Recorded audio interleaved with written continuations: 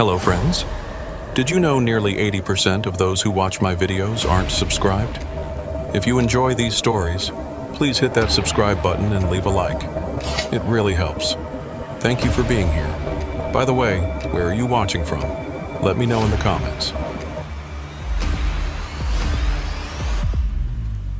The diesel engine of Zachariah's 18-wheeler rumbled to a stop in the industrial district of New Orleans East, where the abandoned warehouses stretched like broken teeth against the purple-black sky of 3 in the morning.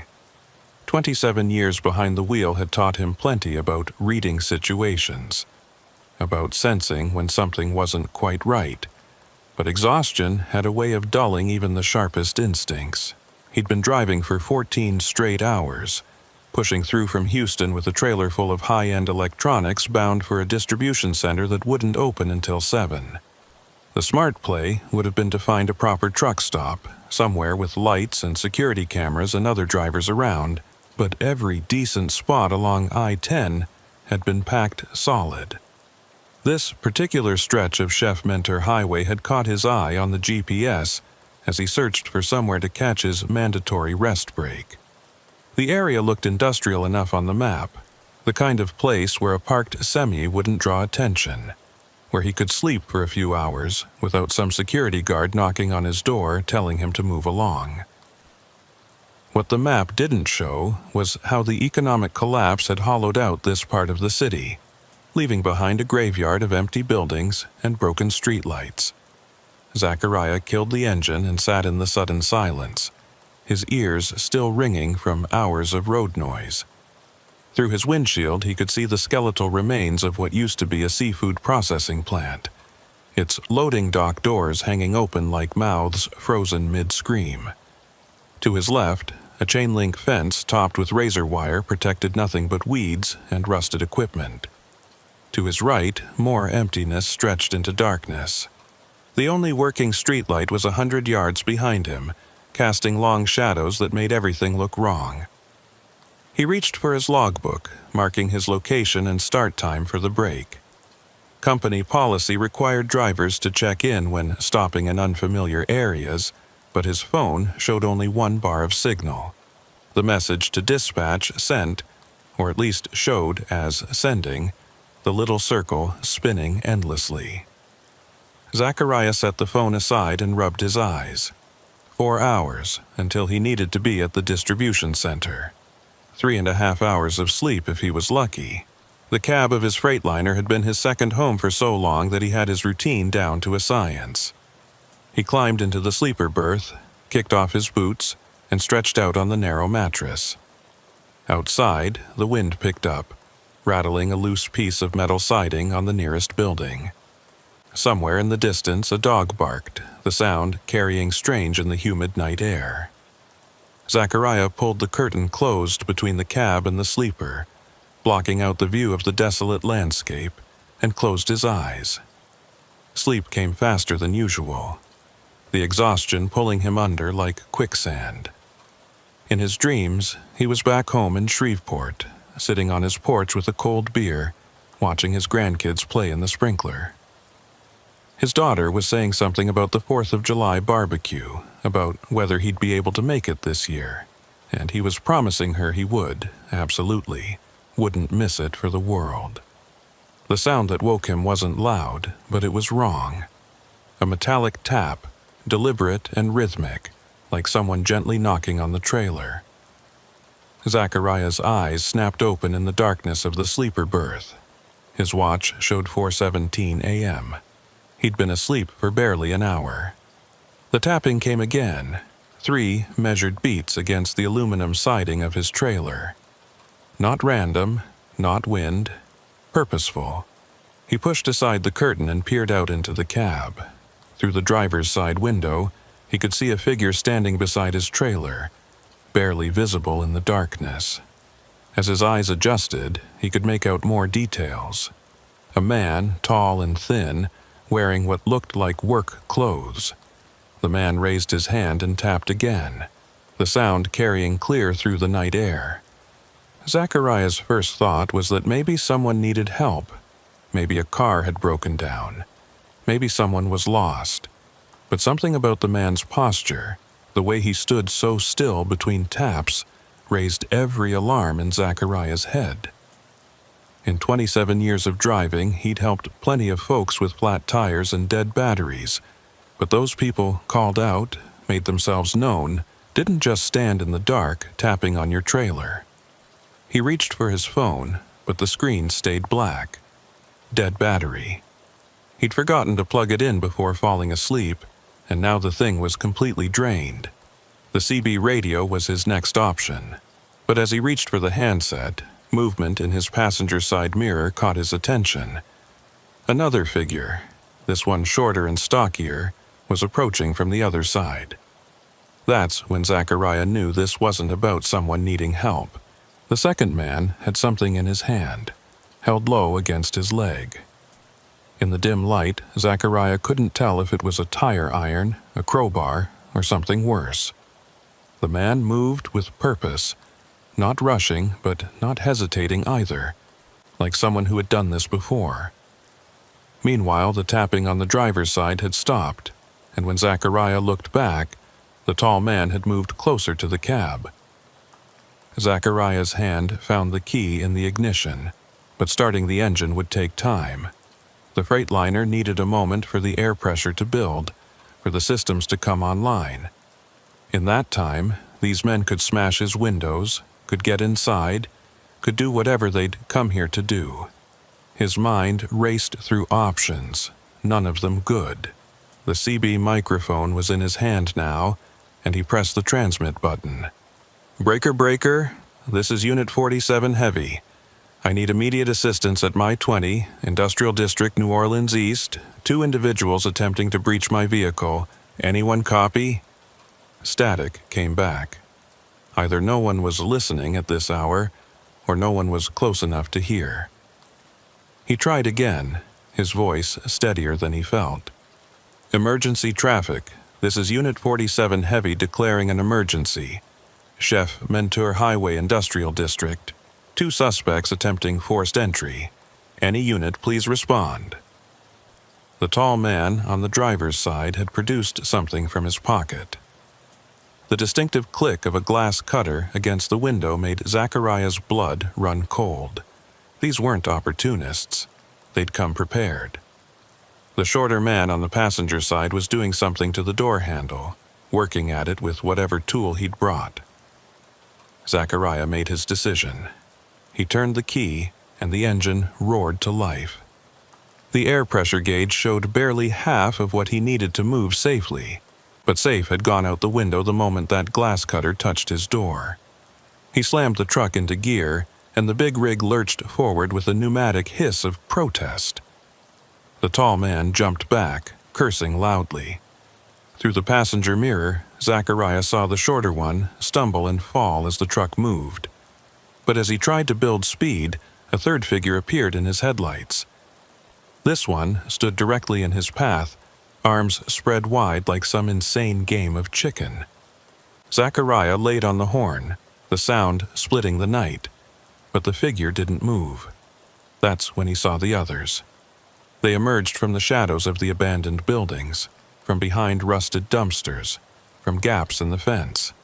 5, 6, maybe 7 more people, all moving toward his truck with the same purposeful stride. This wasn't a random robbery. This was organized, planned, coordinated. The person in front of him finally dove aside as Zachariah pushed forward, the truck building speed despite the low air pressure warning screaming on his dash. In his mirrors, he could see them running after him, some on foot, and now he could hear engines starting. They had vehicles waiting. The industrial road was narrow, lined with potholes and debris. Zachariah had to focus on not jackknifing the trailer as he navigated the obstacles. Behind him, headlights appeared, gaining fast. Whatever they were driving was a lot more agile than his 18-wheeler. He needed to reach the main highway, needed to find lights and witnesses and safety, but the access road stretched ahead into darkness. A van, pulled alongside him on the left, and through its passenger window, Zachariah could see someone leaning out, gesturing for him to stop.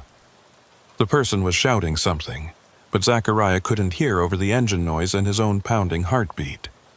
He jerked the wheel right, forcing the van to fall back or risk being crushed against a parked cargo container. Another vehicle appeared on his right, trying to box him in. This one was a pickup truck, lifted and modified, the kind of vehicle that could ram his trailer wheels and potentially cause a jackknife. Zachariah was running out of road and options. The main highway was still a quarter-mile ahead, but at this speed, with these vehicles harassing him, it might as well have been on the moon. That's when he remembered the loading dock at the seafood plant. The concrete platform was raised about 4 feet off the ground, with a ramp leading up to it. If he could make it up there, he could buy himself some time, maybe find another way out. It was a desperate move, but desperation was all he had left. He yanked the wheel hard left, the trailer swinging wide behind him. The van, caught off guard, slammed on its brakes to avoid being hit. The pickup tried to follow but had to navigate around a stack of rusted shipping containers. Zachariah aimed for the ramp, praying the old concrete would hold the weight of his rig. The truck climbed the ramp with a grinding protest from the suspension. The loading dock was narrower than he'd hoped, littered with broken pallets and debris, but it was elevated, and that gave him an advantage. The vehicles below couldn't easily follow. They circled like sharks, engines revving, occupants shouting. Zachariah grabbed the CB again, trying different channels, calling for help. On channel 19, finally, a voice crackled through. 47 heavy. This is Midnight Rider. I copy your 20. ETA 5 minutes with backup. Hold tight, brother. 5 minutes. In a situation like this, 5 minutes was a lifetime. The people below had gotten out of their vehicles now, and Zachariah could see them more clearly in the headlights. Men and women, various ages, but all with the same predatory focus. One of them had a ladder, was setting it against the loading dock. That's when Zachariah noticed her, standing apart from the others. A woman with distinctive red hair, dressed differently from the rest, cleaner, more put together. She wasn't participating in the action, but seemed to be directing it, pointing and giving orders.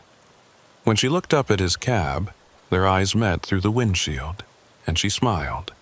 Not a friendly smile, but the smile of someone who was enjoying this, who had done this before and would do it again. She raised a hand and made a cutting motion across her throat, the universal sign that sent ice through Zachariah's veins. Then she turned and walked calmly back to a black sedan parked at the edge of the lot, as if she had all the time in the world. The first person had reached the top of the ladder now, a young man with wild eyes and a crowbar in his hand. Zachariah revved the engine, letting the sound fill the night, hoping it would make them think twice. But they kept coming, more ladders appearing, more people climbing. He made another desperate decision.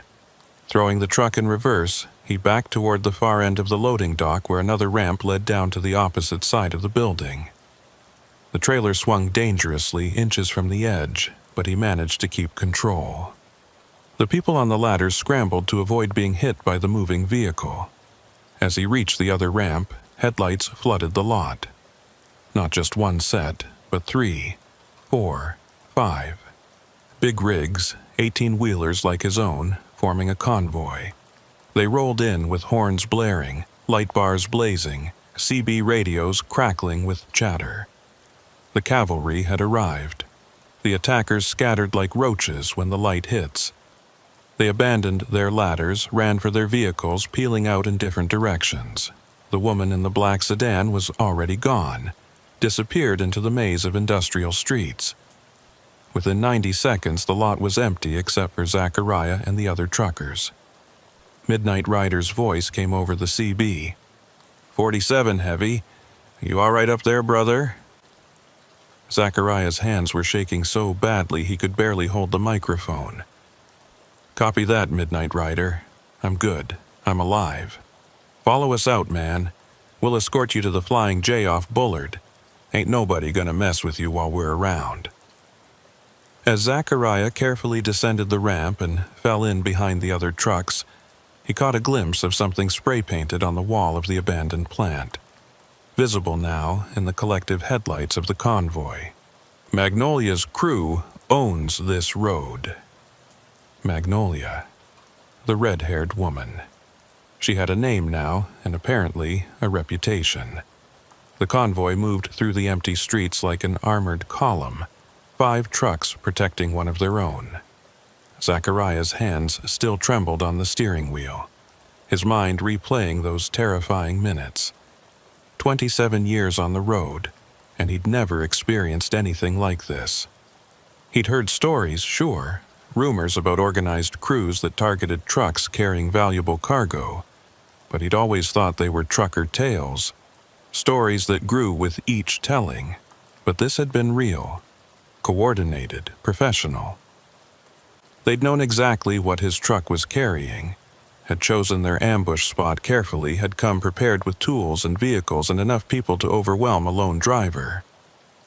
If he hadn't woken up when he did, if that first man had been a little quieter with his tapping, if the CB hadn't finally found a listening ear, Zachariah knew he'd probably be dead right now, his trailer empty, his body dumped in one of those abandoned buildings.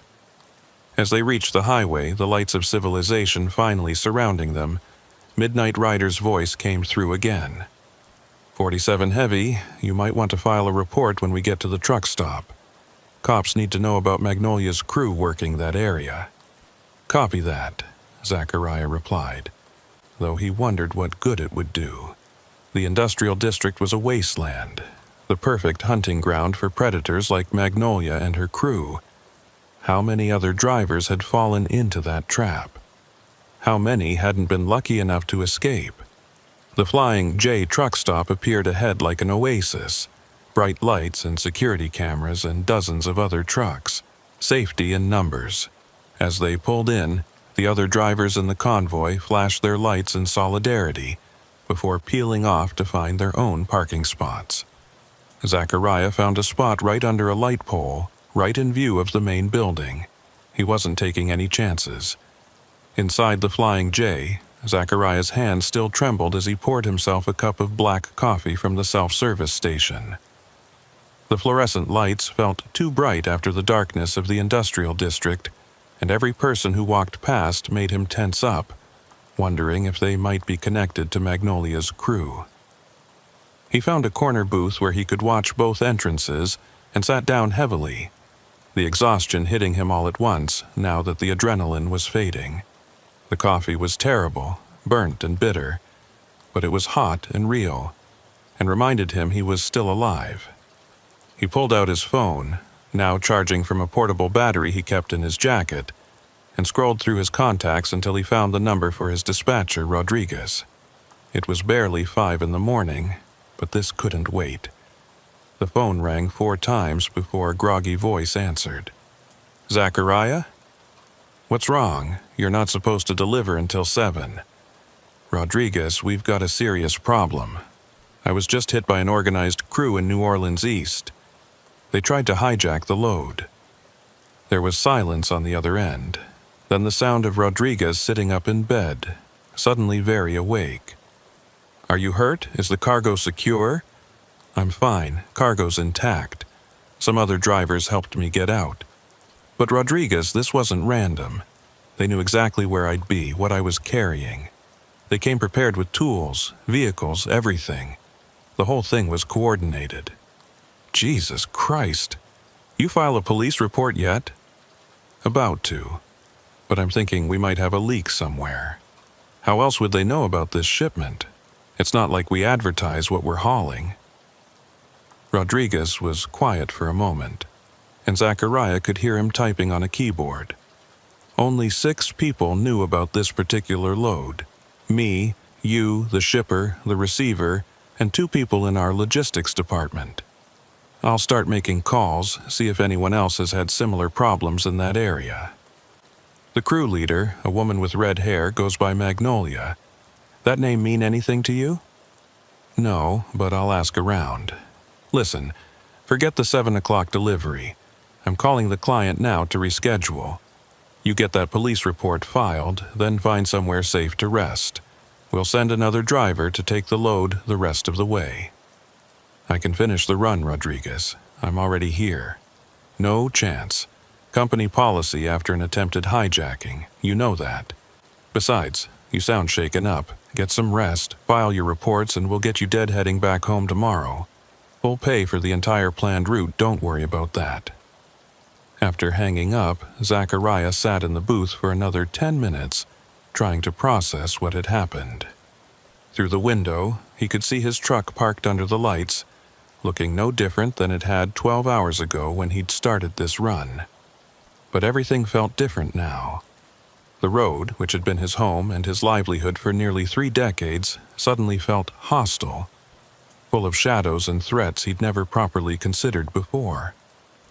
A hand on his shoulder made him jump, coffee sloshing onto the table. But it was just another trucker, an older black man with kind eyes and a gray beard. It was Midnight Rider, the one who'd answered his call. "Easy there, brother," the man said, sliding into the opposite side of the booth. "Just wanted to check on you. You looked pretty rattled when we found you." "I owe you my life," Zachariah said, meaning every word. "If you hadn't shown up when you did, we look out for each other out here. That's how it's always been." Midnight Rider signaled the waitress for coffee. But that scene back there, that was something else. "I've been driving these roads for 35 years, and I've never seen anything that organized." "You said the leader was called Magnolia?" Red-haired woman, probably mid-30s, stayed back and directed the others like it was a military operation. Midnight Rider's expression darkened. "I've heard that name. Last few months there've been whispers about cargo going missing in the Gulf Coast region. Always electronics, pharmaceuticals, high-value stuff. Drivers found dead or beaten so bad they couldn't remember what happened. Word was there was a woman running the crew, but I thought it was just road gossip. It's not gossip. She's real, and she's got a serious operation going. You planning to talk to the cops?" "Soon as I finish this coffee." Midnight Rider leaned in closer, lowering his voice. "Be careful with that.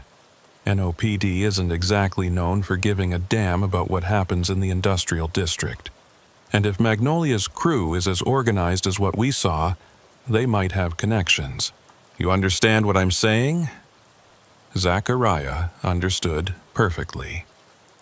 Corruption in New Orleans was as much a part of the city as jazz and humidity. If Magnolia was running a successful hijacking ring, she was probably paying someone to look the other way. "What do you suggest I do?" "File the report, get it on record, but don't expect much. Then get out of town and don't come back through here alone. These people, they don't forget faces, and they definitely don't forget people who get away."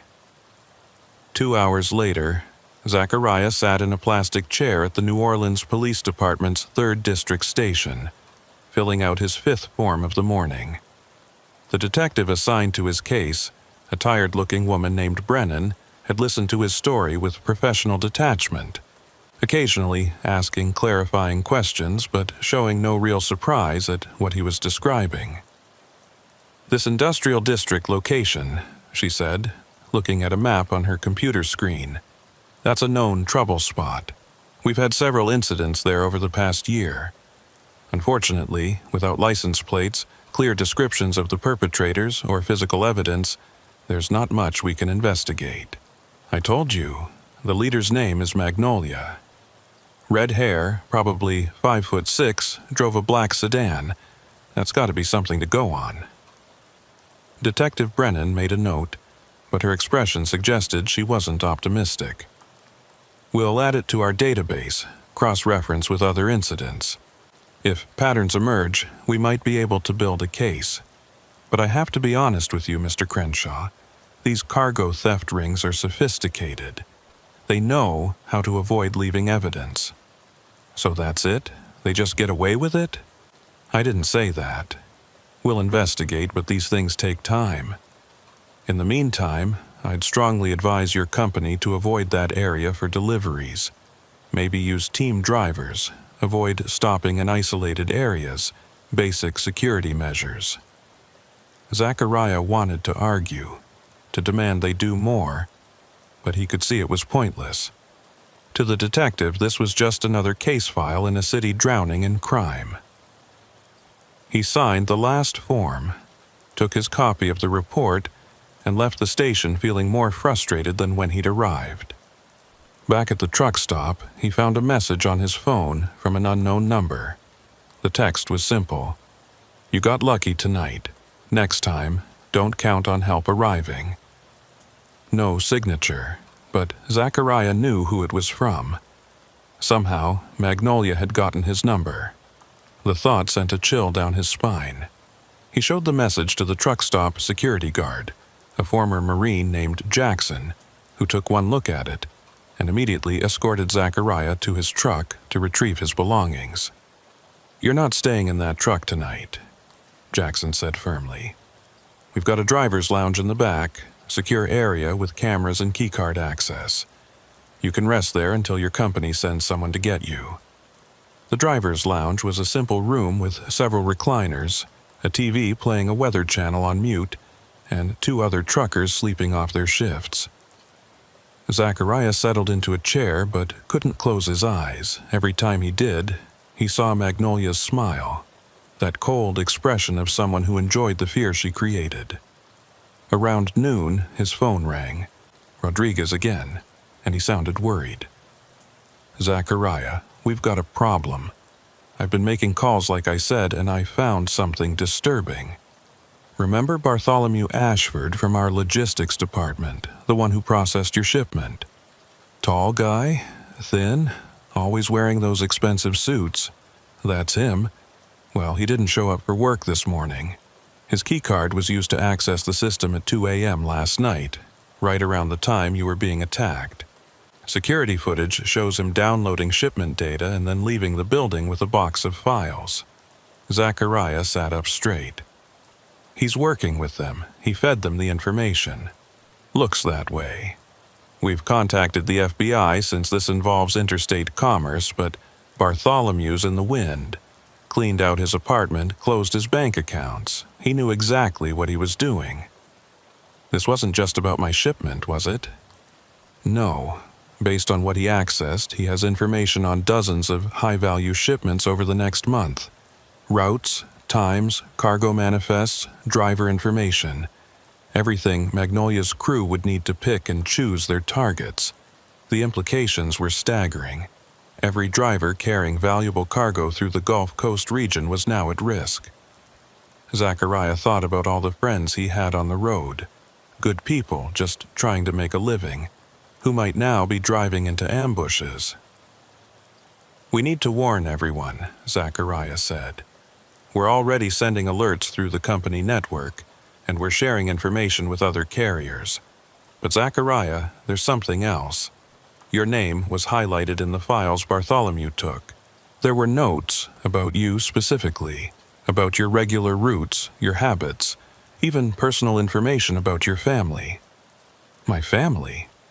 I'm sorry to tell you this, but it looks like you were specifically targeted. This wasn't just a random selection. For some reason, Bartholomew or Magnolia wanted you in particular." Zachariah's mind raced, trying to think of why he might be singled out. He didn't have enemies, hadn't crossed anyone that he knew of. Then a memory surfaced, something from about 6 months ago. "Rodriguez, you remember that shipment that went missing from the Baton Rouge depot? The one where they suspected an inside job?" "Sure. Cost the company nearly $500,000. I was the one who noticed the discrepancies in the logging system. I reported it to corporate, remember? That investigation led to 2 people getting fired from logistics." "Jesus, you think this is revenge? One of those people who got fired, what was his name? Tall, thin guy, always seemed nervous." Rodriguez was typing again. "Harrison Blackstone. But Zachariah, that can't be the same person as Bartholomew Ashford. Can't it? Get someone to pull both employment photos, compare them. While Rodriguez worked on that, Zachariah paced the small lounge, pieces falling into place. If Bartholomew was really Harrison Blackstone, if he'd come back under a false identity to infiltrate the company again, then this wasn't just about stealing cargo. This was personal. 20 minutes later, Rodriguez called back, his voice tight with anger. You were right. Facial recognition confirms it. Bartholomew Ashford is Harrison Blackstone. He must have gotten fake credentials and our HR department didn't catch it. He's been working with us for 3 months, plenty of time to gather intelligence and plan his revenge. And Magnolia's crew was his weapon. Looks that way. Zachariah, I'm upgrading your situation to a security threat. The company's sending a professional driver to take your truck and cargo. You're flying home tonight, and we're putting security on your house until this is resolved. This is insane. All because I did my job and reported theft? Some people don't handle consequences well. Listen, there's a corporate security team heading to the truck stop now.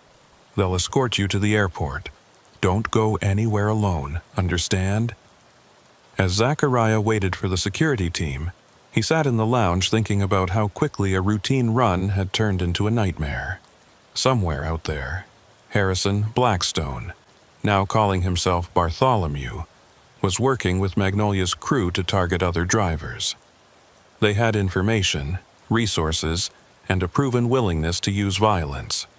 And they had his personal information, knew where he lived, where his daughter worked, where his grandkids went to school. The thought terrified him more than the attack itself had. The corporate security team arrived 2 hours later, 2 former military types in black SUVs who treated the situation with the seriousness it deserved. They checked Zachariah's truck for tracking devices, finding 2 hidden GPS units that would have allowed Magnolia's crew to follow him anywhere.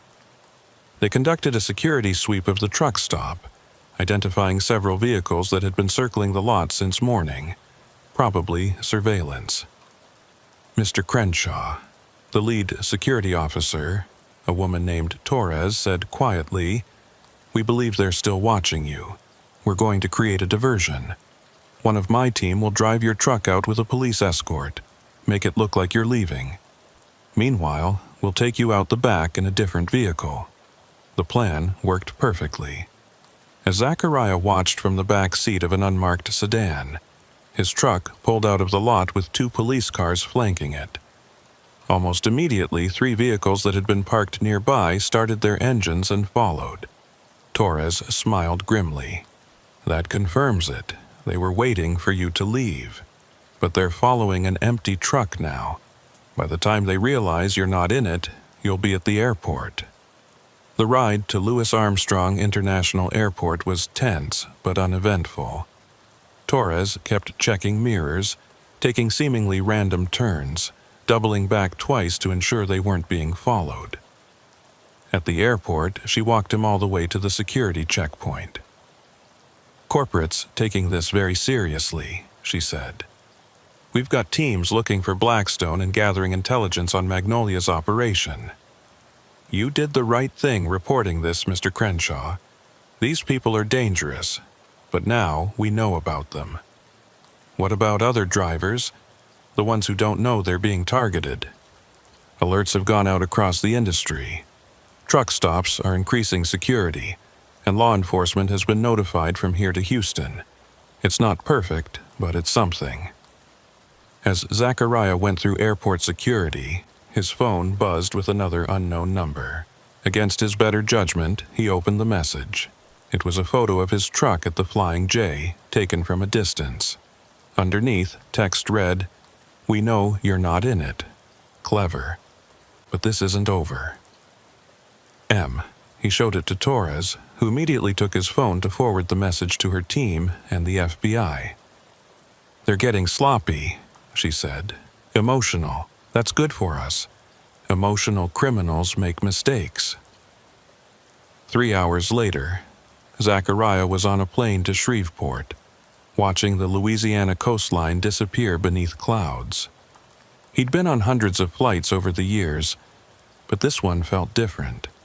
He wasn't just leaving after a completed job, he was fleeing, being driven from roads he'd traveled for decades by criminals who saw him as either a target or a loose end. His phone, returned by Torres after being cleared by security, showed dozens of messages from fellow truckers who'd heard about the attack.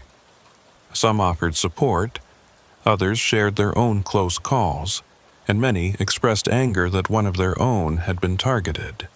The Brotherhood of the Road was rallying, and that gave Zachariah some comfort. But as the plane climbed higher, he couldn't shake the feeling that this wasn't over. Magnolia and Bartholomew were still out there, still operating, still planning. And now it was personal for them too. He'd escaped, embarrassed them, brought attention to their operation. People like that didn't forgive easily. When the plane landed in Shreveport, Zachariah's son-in-law Marcus was waiting at the gate, looking concerned. Corporate had called him, explained the situation, and Marcus had immediately taken time off work to help with security. On the drive home, he peppered Zachariah with questions, trying to understand how a simple trucking job had turned into something from a crime thriller. "These people actually tried to kill you? They tried to rob me. I don't know if they would have killed me, but I wasn't sticking around to find out. And now they have our address? Corporate security says the house is being watched. There are people protecting us. It's going to be okay." But even as he said it, Zachariah wasn't sure he believed it. People like Magnolia didn't just give up. They adapted, planned, waited for the right moment.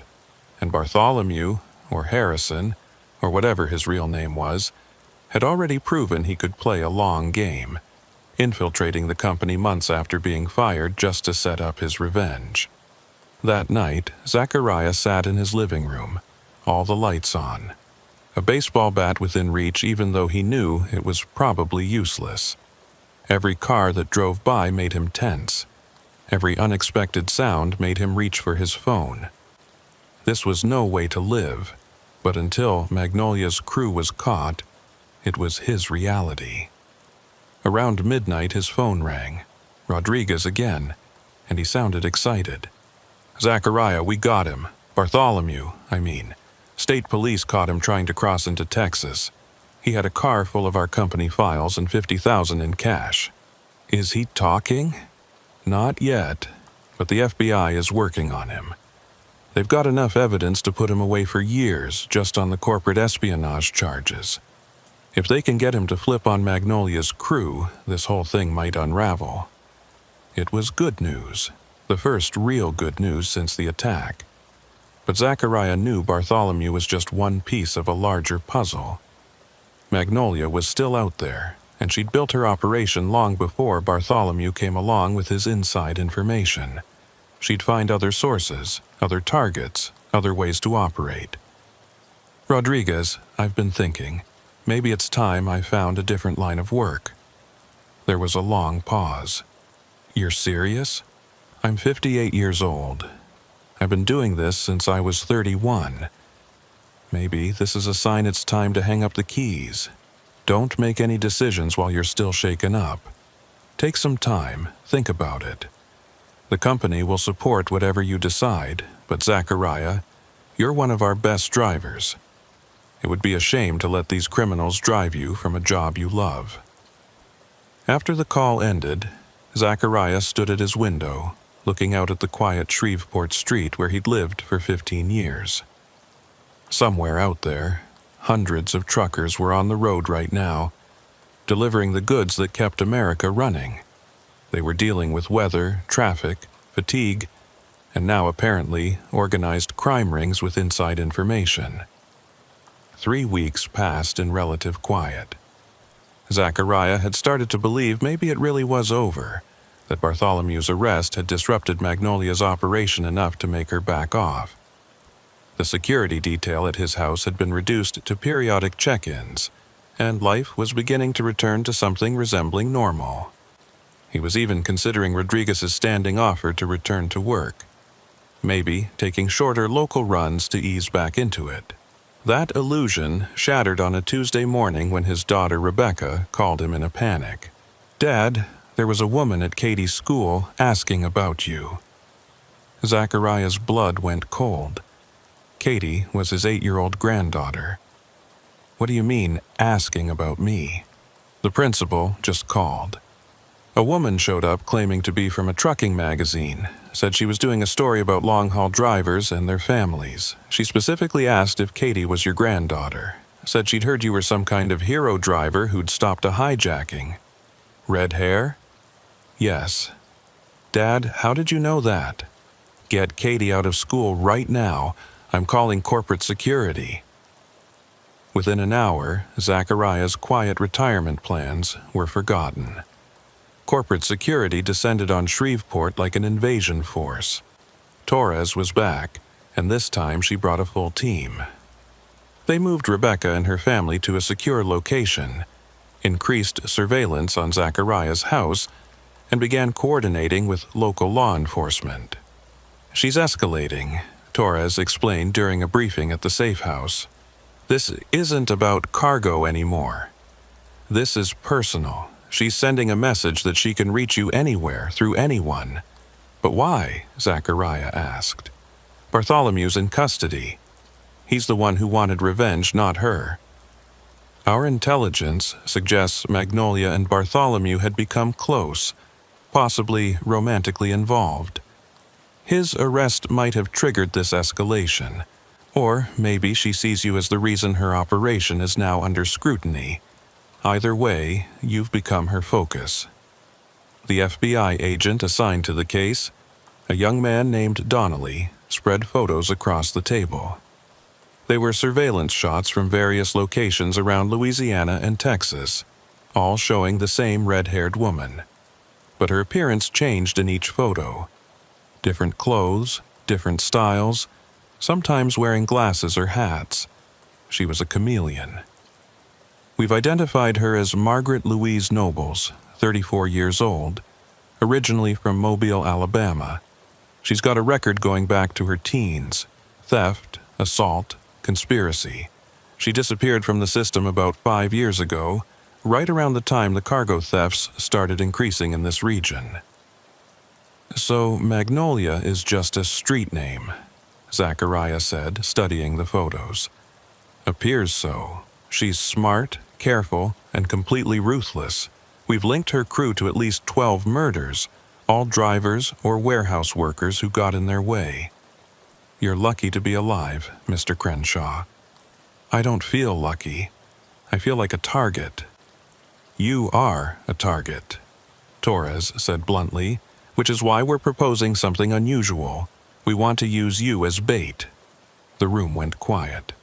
Rebecca, who'd been sitting in the corner trying to process all of this, stood up angrily. "Absolutely not. Haven't you people put him through enough?" "Hear us out," Agent Donnelly said.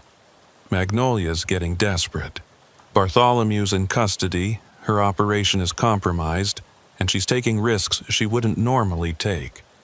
Showing up at your granddaughter's school was sloppy, emotional. If we can draw her out in a controlled situation, we can end this." "What kind of controlled situation?" Zachariah asked, though he already had an idea. "You go back to work. Take a high-value shipment through New Orleans. We'll leak the information through channels we know she monitors. When she makes her move, we'll be ready." "You want me to drive straight into another ambush?" "A controlled ambush.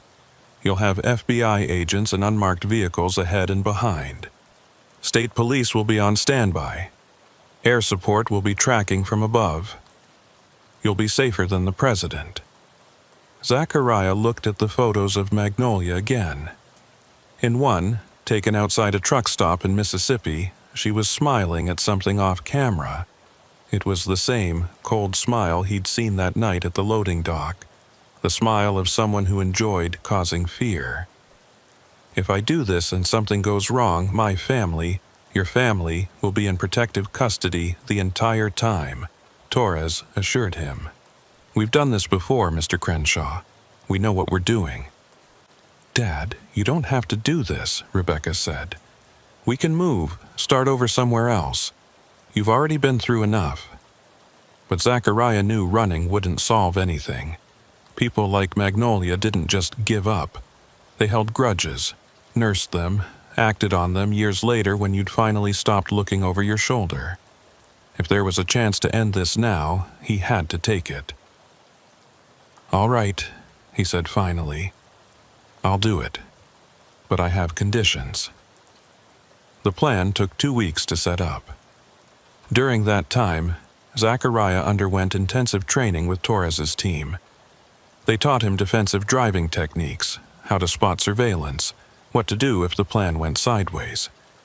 They fitted him with a panic button that would immediately summon help, and his truck was equipped with hidden cameras and tracking devices that even the most thorough search wouldn't find. The shipment was real. $500,000 worth of computer processors destined for a tech company in Houston. The route would take him right through New Orleans, specifically through the same industrial district where the first attack had happened. It was like dangling a piece of meat in front of a hungry wolf. The information was leaked through a complicated chain that started with a careless conversation at a truck stop known to be frequented by people connected to Magnolia's crew. Within days, intelligence sources confirmed the bait had been taken. Communications chatter indicated Magnolia was planning something big, calling in resources from as far away as Atlanta. The night before the run, Zachariah couldn't sleep.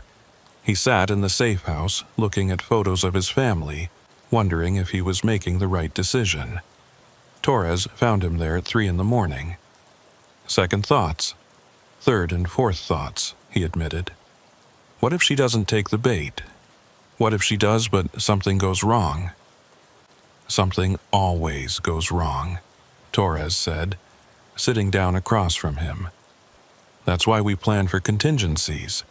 But Zachariah, you need to understand something. Whether you do this or not, Magnolia's going to keep coming. People like her, they don't just walk away. The only difference is whether we face her on our terms or hers." The next morning, Zachariah climbed into the cab of a company truck. His own was still in evidence lockup, and started the pre-trip inspection. Everything looked normal, felt normal, but he knew that within a mile radius, at least a dozen law enforcement officers were watching. A helicopter was already in the air, though far enough away that its rotor noise wouldn't be noticeable. The FBI had even placed undercover agents at the truck stops along his route. He pulled out of the secure lot at exactly 8 a.m., merging onto Interstate 49 south toward Lafayette, then onto I-10 east toward New Orleans. For the first 2 hours, everything was routine. Traffic was moderate, weather was clear, and his escort vehicles maintained perfect spacing, never obvious, but always there. The first sign something was happening came just outside of Baton Rouge. A motorcycle had been following him for the last 20 miles, hanging back but matching his speed perfectly. When he changed lanes, it changed lanes. When he slowed down, it slowed down. "We see him," Torres's voice came through his earpiece. "Stay calm, maintain speed. That's reconnaissance, not the main force." Sure enough, the motorcycle eventually peeled off at an exit, probably reporting his position and speed to someone ahead. Zachariah's hands tightened on the steering wheel. It was starting. As he approached New Orleans, more vehicles began showing interest in his truck. A white van paced him for several miles before falling back. A sedan with tinted windows appeared and disappeared in his mirrors. They were checking for surveillance, looking for the trap they probably suspected but couldn't confirm. "Multiple vehicles converging on your position," Torres reported. "Looks like she brought everyone. Count at least 8 vehicles so far." 8 vehicles meant probably 16 to 20 people, all focused on him. Despite all the protection around him, Zachariah felt very alone in that cab.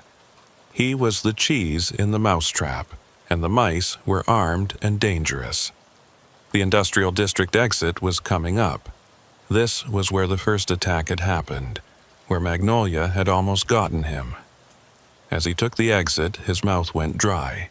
The familiar landscape of abandoned warehouses and empty lots stretched out before him, looking even more desolate in the harsh afternoon sun.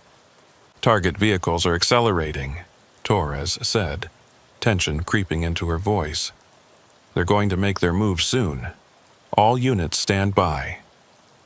Zachariah maintained his speed, trying to look like just another trucker making a delivery. But his heart was pounding so hard he was sure the hidden microphones could pick it up. In his mirrors, he could see vehicles closing in from multiple directions. Then he saw her. Magnolia was in a black SUV that pulled alongside him at a traffic light. She was wearing sunglasses, but he knew it was her. The red hair was darker now, pulled back in a tight ponytail. But the shape of her face, the way she held herself, it was definitely her. She looked directly at him, and even through the sunglasses he could feel her stare. She smiled that cold smile and drew her finger across her throat, the same gesture from that night weeks ago. Then her window went up and the light turned green. "Visual confirmation on Magnolia," Zachariah reported.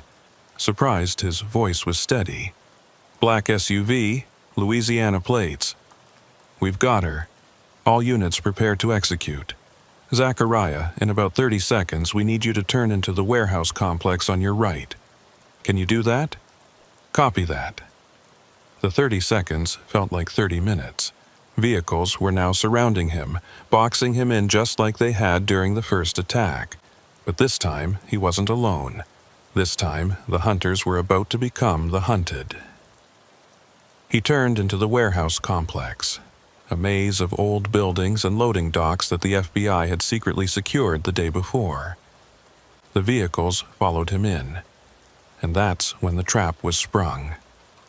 FBI vehicles erupted from concealed positions, sirens blaring, lights flashing. A helicopter dropped low, its spotlight illuminating the entire area.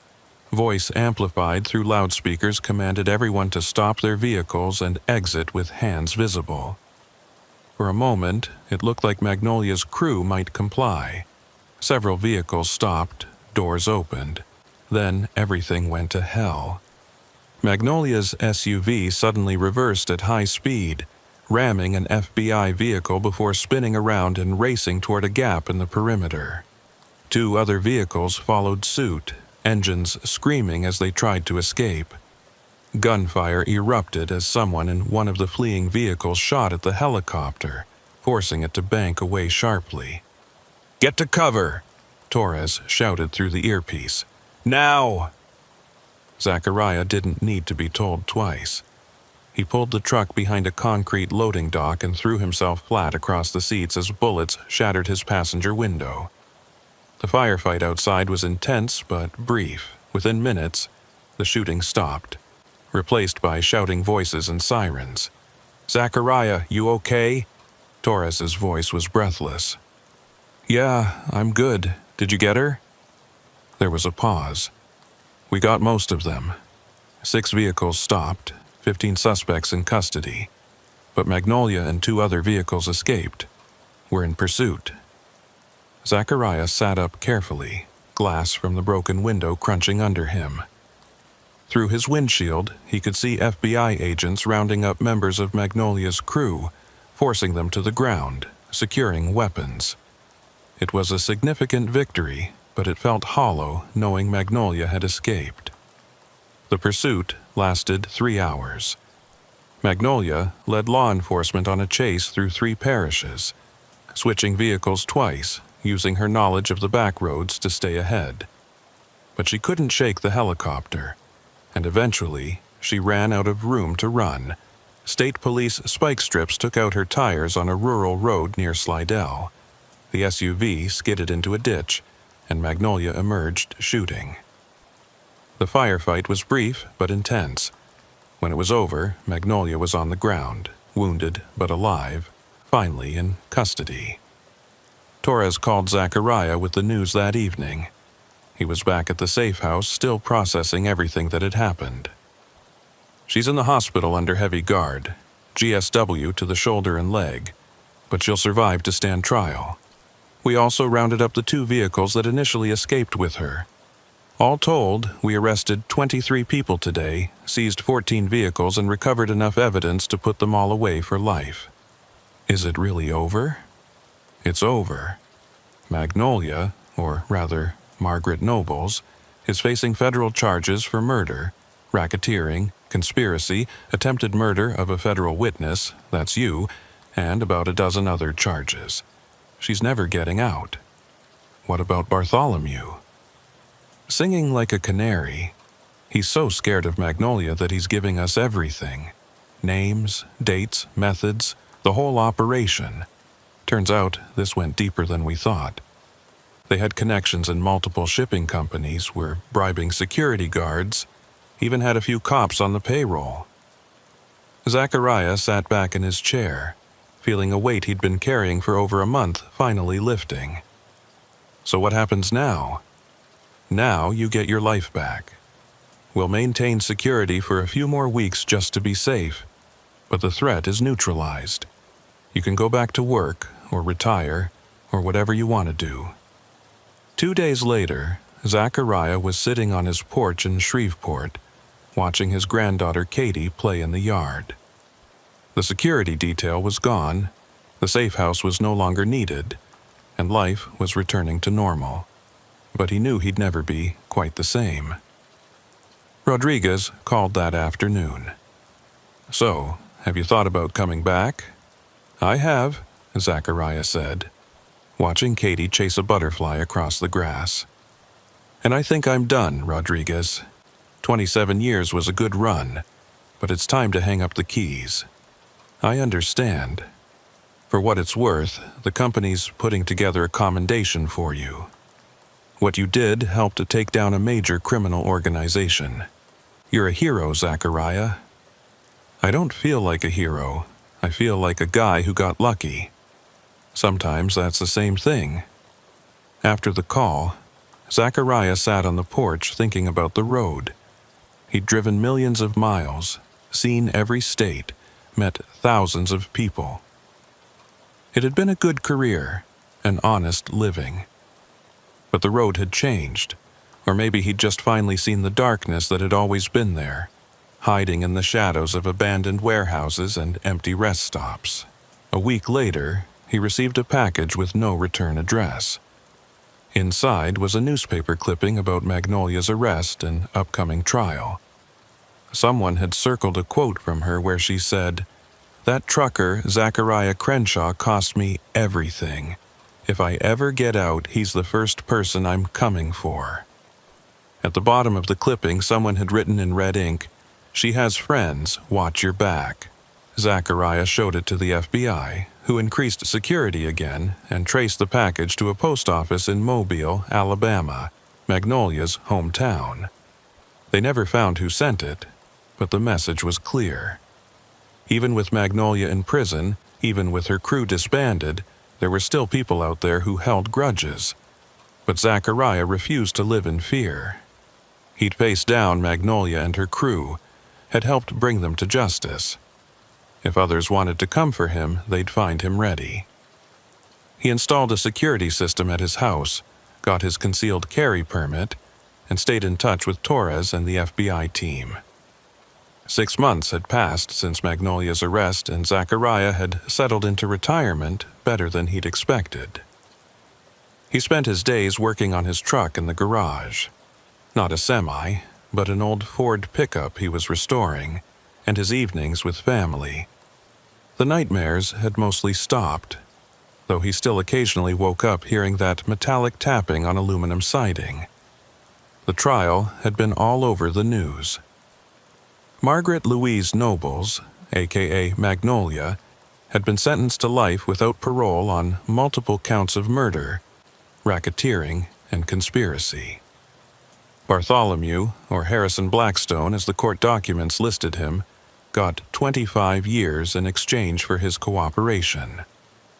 The entire crew had been dismantled, its members either in prison or scattered to the wind. Zachariah had testified via video link, the prosecutor not wanting to risk bringing him to New Orleans, even with security. Magnolia had stared at the screen the entire time he spoke, never blinking, that cold smile playing at the corners of her mouth. When the judge read the verdict, she'd laughed, actually laughed, and said something to her lawyer that made him go pale. Now, on a humid Thursday evening in September, Zachariah was under his truck changing the oil when his phone rang. The number was unfamiliar, but that wasn't unusual. He'd been getting calls from journalists wanting to write about his story, true crime podcasters wanting interviews. He usually ignored them, but something made him answer this one. "Mr. Crenshaw." The voice was female, young, nervous. "Yes? My name is Evangeline Thibodeau. I was Magnolia's cousin. Please don't hang up." Zachariah slid out from under the truck, every nerve suddenly alert. "What do you want?" "To warn you, and maybe to apologize, though I know that doesn't mean much. Can we meet? I have information you need to hear. I'm calling the FBI. Please don't, not yet. I'm not part of her crew, I never was. But I know things about what she set in motion before she got arrested. There are people still out there, Mr. Crenshaw. People she paid in advance to finish what she started." Zachariah was already reaching for his other phone to call Torres, but something in the girl's voice made him pause. She sounded genuinely scared, not threatening. "Where are you?" "Shreveport. I drove here from Mobile. I'm at the diner on Line Avenue, the one that's open 24 hours. Can you meet me here? Public place, lots of people. You can bring whoever you want for protection." "How do I know this isn't a trap?" "You don't. But Mr. Crenshaw, if I wanted to hurt you, would I call first? Would I give you my real name? I'm 22 years old, I'm a nursing student, and I want nothing to do with my cousin's business, but I can't let innocent people get hurt because of what I know." Against his better judgment, Zachariah agreed to meet her, but he wasn't going alone. He called Torres immediately, and within an hour, a plan was in place. He'd meet Evangeline, but FBI agents would be positioned throughout the diner, and local police would be on standby outside. The diner was exactly as Evangeline had described, brightly lit, half full of customers even at 9 in the evening. She was easy to spot, sitting alone in a corner booth, nervously shredding napkins. She looked nothing like Magnolia, dark hair instead of red, soft features instead of sharp ones, and eyes that held fear instead of cold calculation. When Zachariah slid into the booth across from her, she looked up with tears in her eyes. "Thank you for coming. I know you have no reason to trust me. You're right about that, so talk." Evangeline pulled out a worn notebook, her hands shaking. Margaret, Magnolia. She wasn't just running a theft ring. She was building something bigger. She had this vision of controlling all the cargo movement through the Gulf Coast, becoming some kind of underground shipping queen. The thefts were just the beginning, a way to fund the larger operation. The FBI knows all this. No, they don't. Not all of it. She opened the notebook, revealing pages of names, dates, and dollar amounts. Before she was arrested, she moved money, a lot of money, to accounts the FBI doesn't know about. She used that money to put contracts on specific people. People who had crossed her, who had cost her money or reputation. Contracts? You mean hits? Evangeline nodded. Your name is at the top of the list. $50,000 to whoever completes the job. But here's what makes it worse. She didn't hire professionals. She spread the word through prison networks offering the money to anyone willing to try. So you don't have one assassin coming for you, Mr. Crenshaw. You have potentially dozens of random criminals who might take a shot at the bounty. Zachariah felt the blood drain from his face. This was worse than dealing with Magnolia's organized crew. At least they had been a known enemy with predictable methods. This was chaos. "Why are you telling me this?" "Because I'm not her," Evangeline said fiercely. "My whole life, people compared me to Margaret. Same family, same blood, must be the same person, but I'm not. I'm trying to be a nurse, to help people, to be everything she wasn't. When I found out about the contracts, she had me listed as an emergency contact, and her lawyer contacted me about some of her affairs. I knew I had to warn the people she targeted." "People? There are others?" "5 names total. You're the first I've been able to locate." She showed him the list. Besides his name, there were 4 others, including a prosecutor from Houston, a rival crew leader from Mississippi, a former member of her crew who had turned informant, and surprisingly, Bartholomew himself. She put a hit on Bartholomew? Her own partner? She blamed him for getting caught. Said if he hadn't been sloppy with his revenge plan against you, none of this would have happened. The way she saw it, everyone on this list betrayed her somehow. Torres had been listening through a wire Zachariah was wearing, and now she entered the diner, sliding in next to him. Evangeline tensed but didn't run. "Miss Thibodeau, I'm Agent Torres with the FBI. We need everything you have." For the next 2 hours, Evangeline laid out everything she knew. The account numbers were in offshore banks, untouchable by U.S. law enforcement. The contracts had been spread through a network of prison contacts, former crew members, and criminal associates across 5 states. Some had already been activated. The prosecutor in Houston had reported 3 suspicious incidents in the last month. "We can put you in protective custody," Torres told Evangeline when she was done. "No, I'm not hiding. I've applied to transfer to a nursing school in Seattle, as far from the Gulf Coast as I can get. I leave tomorrow. I just needed to do this first, to try to make something right." She looked at Zachariah. "I know you probably hate my whole family because of what Margaret did, but we're not all like her. My grandmother, Margaret's aunt, she died of shame when she heard about the murders, said she'd failed somewhere in raising her. The rest of us, we just want to forget she ever existed." After Evangeline left, Torres and Zachariah sat in the diner discussing the implications. The FBI would investigate, try to track down anyone who might have taken the contracts, but it was like trying to catch smoke. The money was out there, the word was out there, and somewhere people were making plans.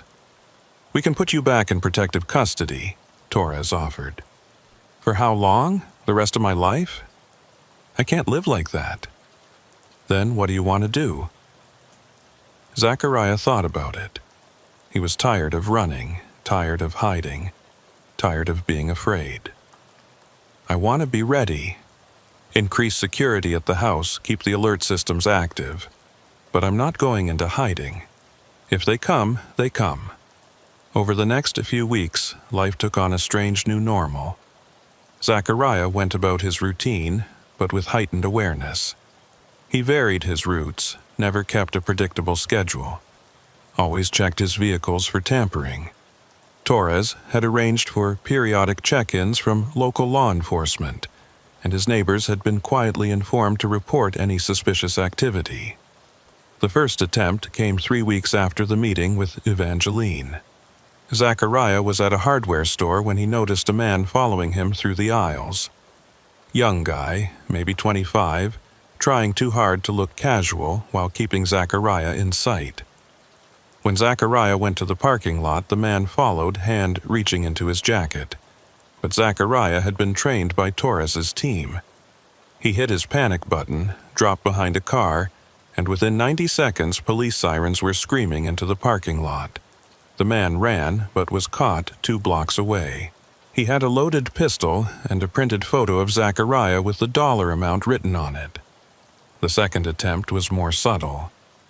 Someone tried to break into his house while he was at his daughter's for dinner. The security system alerted him and the police, and they arrived to find a woman trying to disable his truck's brake lines. She was a meth addict from Arkansas who'd heard about the bounty through her dealer. Each attempt was handled, each attacker arrested. But Zachariah knew this couldn't go on forever. The FBI was working to track the source of the bounty information, but it had spread too far, mutated like a virus through the criminal underworld. The amount had even grown in the telling. Some versions had it at 100,000, others at 250,000. Then, 4 months after Evangeline's warning, Zachariah got another unexpected call. "Mr. Crenshaw, this is Warden Patterson at the Louisiana State Penitentiary. I'm calling about Margaret Nobles." "What about her?" "She's dead, killed in her cell last night. Another inmate dispute over contraband. Thought you should know." Zachariah didn't know how to feel. Relief? Satisfaction? It all just felt empty. "Thank you for telling me. There's more. We found writings in her cell, lots of them. Pages and pages about you, about her crew, about her plans. The FBI is collecting it all, but Mr. Crenshaw, this woman was obsessed with you. Genuinely, clinically obsessed. The news of Magnolia's death made the papers, a small item in the back pages. Convicted crime boss killed in prison fight. But for Zachariah, it didn't bring the closure he'd expected. The bounties were still out there. The money still waiting for anyone desperate or crazy enough to try. Torres called that evening. "We've confirmed the death, and we've got something interesting. The inmate who killed her was connected to the Mississippi crew leader she'd put a bounty on. Looks like someone decided to collect on a different contract. So they're turning on each other now? Seems like it. The criminal underground doesn't like this bounty system. It's too chaotic, draws too much police attention. Word is that some of the older, more established crews are actively discouraging people from pursuing the contracts." It was strange justice, Zachariah thought. Magnolia's own methods, her chaos and violence, had ultimately turned her world against her. A year passed. The attempts slowed, then stopped. Either the word had gotten out that it wasn't worth it, or the pool of people willing to try had dried up. Zachariah maintained his security precautions but started to relax a little. He even took a road trip with his wife, driving the restored Ford pickup along the Gulf Coast, reclaiming highways that had once been scenes of terror. They stopped at a truck stop outside of Mobile, and Zachariah found himself looking at the big rigs, feeling a pull he hadn't expected. A driver, an older black woman, noticed him staring. "You a driver?" she asked. "Was. Retired about a year ago. Miss it? Sometimes. Not the danger, not the long hours, but the freedom, the road." She smiled. "The road never really leaves you, does it? It gets in your blood." As they drove on, Zachariah thought about that. The road had nearly killed him, had brought violence and fear into his life. But it had also been his life for 27 years. Every mile had been a story. Every delivery a small victory against distance and time. 2 years after Magnolia's death, Zachariah got one final visit related to the case. Evangeline Thibodeau, now a registered nurse in Seattle, was back in Louisiana for a wedding. She asked to meet him, and this time, there was no fear in the invitation. They met at a coffee shop in downtown Shreveport. She looked different, confident, professional, at peace. "I wanted to thank you," she said, "for listening to me that night, for not judging me for my cousin's crimes. You're not responsible for what she did. I know that now. Therapy helped." She smiled sadly. "I also wanted you to know that I've been working with the FBI to help identify and locate the remaining bounty holders. Most have been arrested or have abandoned the idea. The last confirmed attempt was over a year ago. So it's really over? As over as these things ever are. There might always be someone out there who heard the story, who thinks they can make a quick score, but the organized threat is gone. They talked for a while longer about their lives, their families, the strange path that had brought them together.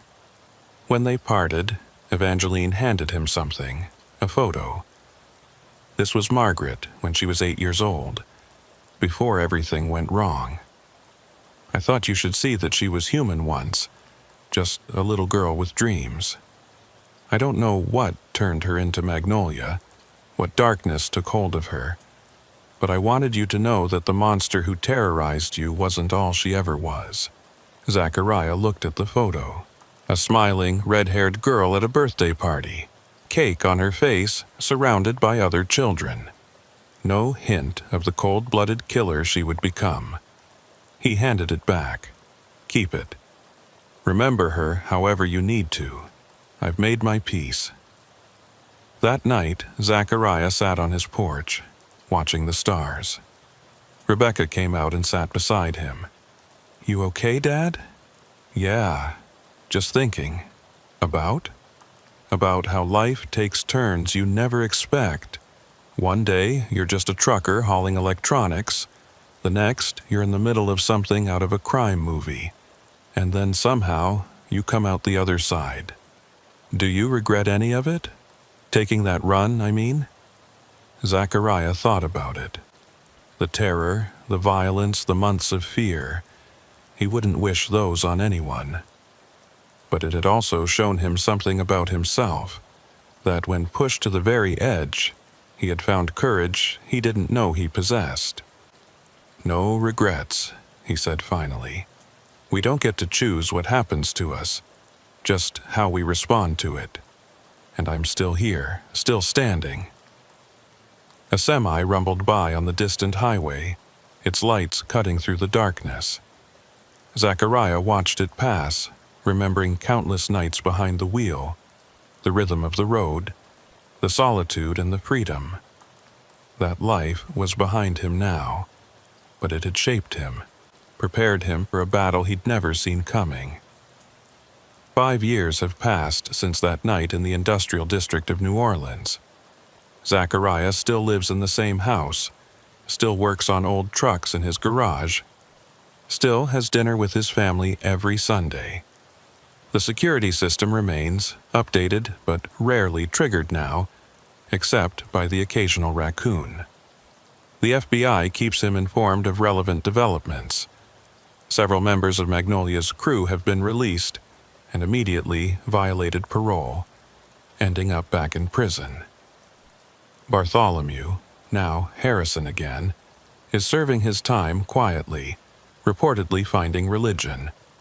The prosecutor in Houston who was on the hit list is now a federal judge. The informant entered witness protection and disappeared. The rival crew leader was killed in an unrelated gang dispute.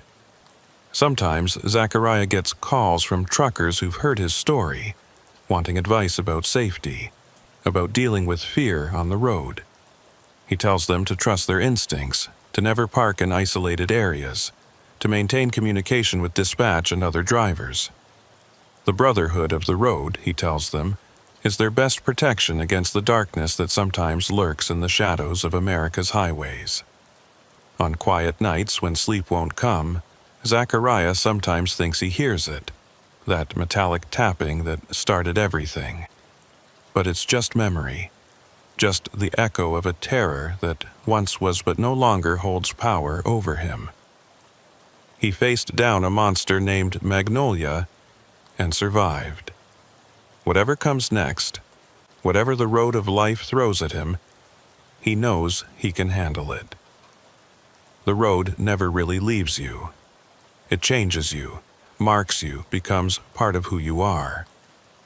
For 27 years, Zachariah Crenshaw was a trucker, moving America's goods from one place to another. For one terrifying period, he was a target, a name on a hit list, a man looking over his shoulder. Now, he's something else, a survivor, a grandfather. A man who knows that sometimes the most ordinary life can take an extraordinary turn. And somewhere out there on the dark highways of America, truckers are still driving through the night, pushing through exhaustion and isolation to keep the country moving. Most will never face what Zachariah faced. But if they do, if they find themselves in that moment when the tapping starts and the shadows move, maybe they'll remember his story. Maybe they'll hit that CB radio, call for help, and find that they're not alone. The brotherhood of the road endures, and so does Zachariah Crenshaw, retired trucker, survivor, and proof that sometimes, against all odds, the good guys win. But late at night, when the wind rattles the windows just right, when a branch scrapes against the siding of his house, Zachariah still reaches for the baseball bat he keeps beside his bed. Some habits, born from terror and survival, never quite fade away. And perhaps that's how it should be. The world has darkness in it. People like Magnolia who prey on others, who bring violence and fear to ordinary lives. Being ready, being aware isn't paranoia. It's wisdom earned through hard experience. The story ends here, but life goes on. Every morning, Zachariah wakes up grateful for another day, another chance to hold his grandchildren, another opportunity to work on his trucks and feel the sun on his face.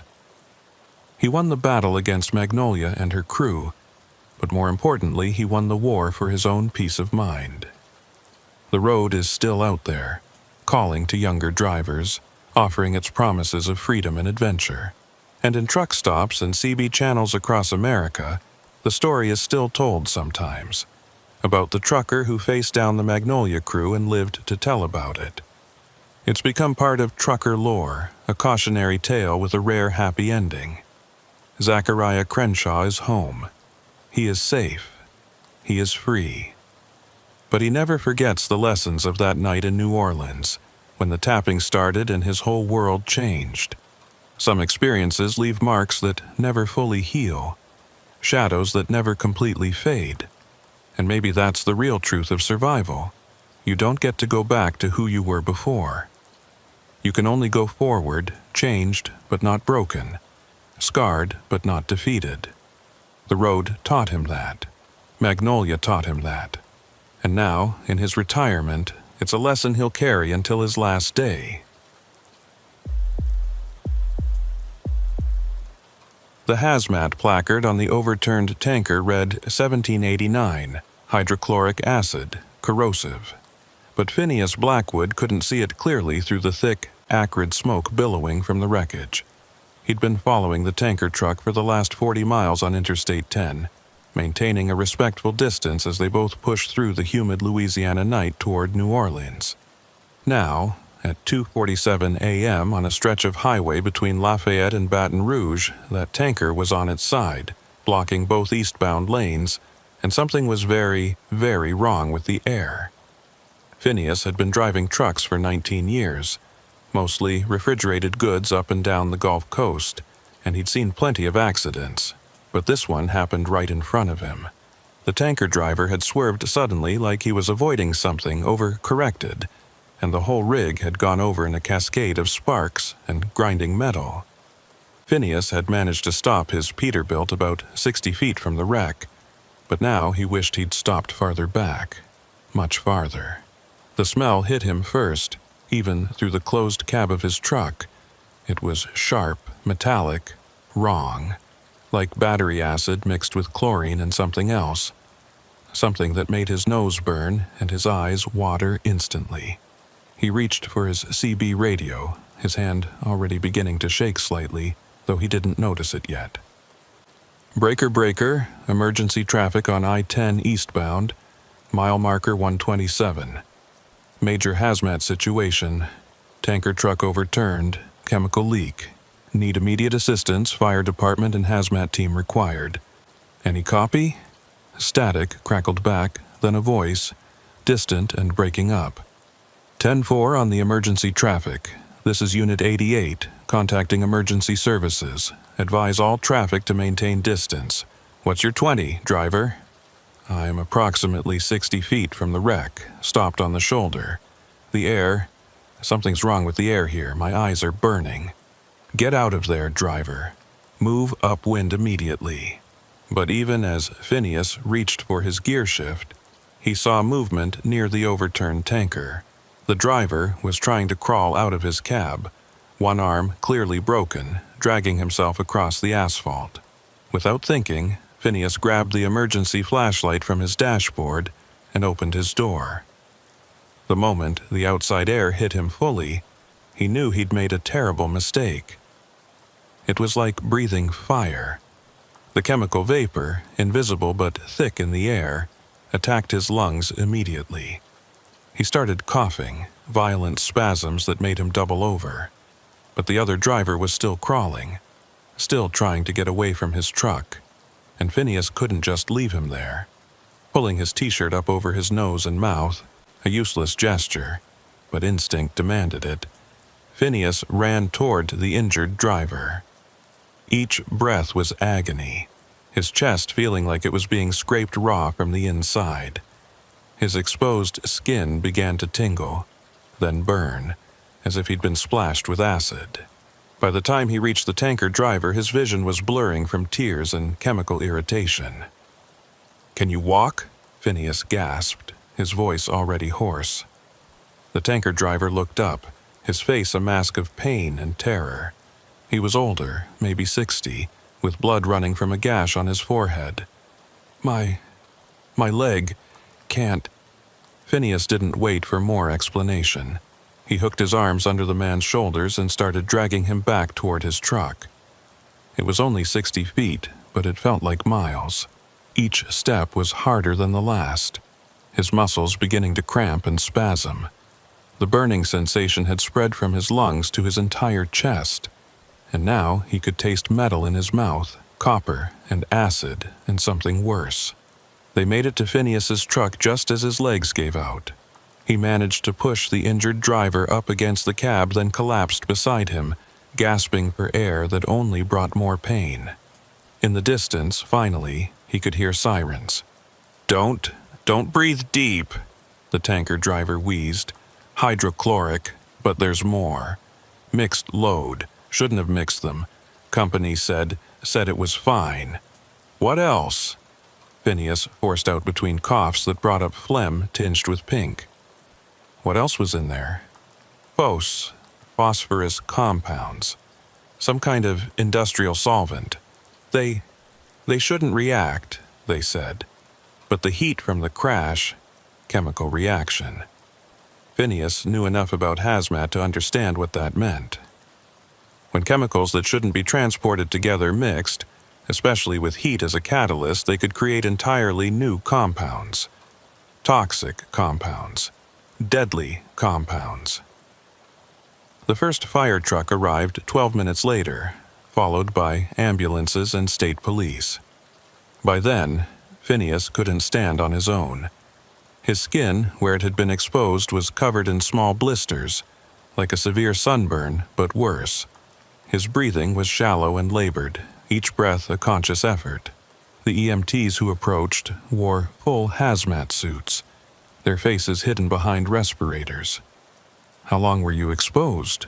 one asked, his voice muffled by the equipment. "Maybe 5 minutes. Had to get him." Phineas gestured weakly toward the tanker driver, who was already being loaded onto a stretcher. "You're a hero, sir, but you should have stayed in your vehicle. We need to get you to the hospital immediately. You've been exposed to a cocktail of industrial chemicals. We don't even know yet what compounds were created in the reaction." As they loaded him into the ambulance, Phineas caught a glimpse of the accident scene. The hazmat team had set up a perimeter, their yellow suits ghostly in the emergency lights. The tanker was still on its side, and now he could see liquid pooling beneath it, eating into the asphalt like acid.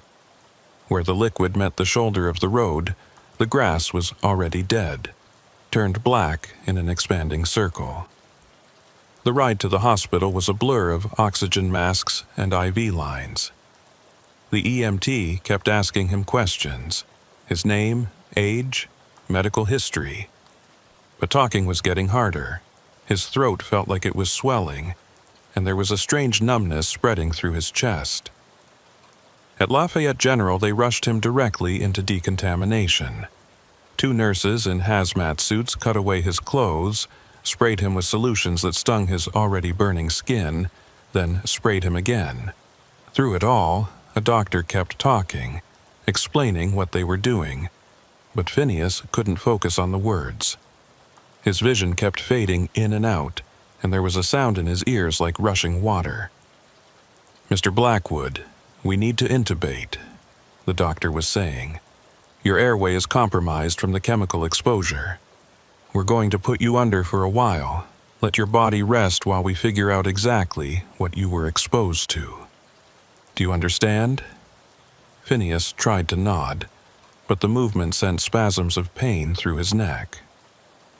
The last thing he saw before the anesthesia took him was a nurse hanging an IV bag labeled with warnings he couldn't read, and the doctor on the phone, his face grave as he said something about unknown chemical compounds and potentially fatal exposure. When Phineas woke up, he didn't know how much time had passed. The intubation tube was gone, replaced by a nasal cannula providing oxygen. His throat felt raw, like he'd swallowed broken glass, but he could breathe on his own. The room was different, private, with monitors beeping steadily around him. Through the window, he could see it was daylight, but which day? A young doctor entered, Dr. Ambrose Hartley according to his badge, carrying a tablet and wearing an expression that tried to be reassuring but didn't quite succeed. "Mr. Blackwood, good to see you awake. I'm Dr. Hartley. I've been overseeing your care. How are you feeling?" "Like I got hit by a truck," Phineas croaked, his voice barely a whisper. Then set on fire. "How long?" "You've been unconscious for 3 days. We had to keep you sedated while we treated the acute symptoms of chemical exposure. Mr. Blackwood, I need to be frank with you about your condition." 3 days. Phineas tried to process that. His refrigerated load was definitely ruined. His company would be furious, but the doctor's expression suggested those were the least of his problems. The tanker that crashed was carrying multiple industrial chemicals that should never have been transported together. When they mixed, they created a vapor cloud of chlorine gas, hydrogen chloride, and several organophosphate compounds. You were exposed to this mixture for approximately 5 to 7 minutes without any protective equipment. But I'm alive. Yes, and that's remarkable given the concentration you were exposed to. The tanker driver you saved, Mr. Morrison, he's alive too, largely thanks to you. But Mr. Blackwood, there's been significant damage to your respiratory system. Your lungs show chemical burns throughout the bronchial tubes. There's scarring in your esophagus. Your liver and kidneys are showing signs of toxic damage. Phineas stared at the ceiling, trying to understand what this meant.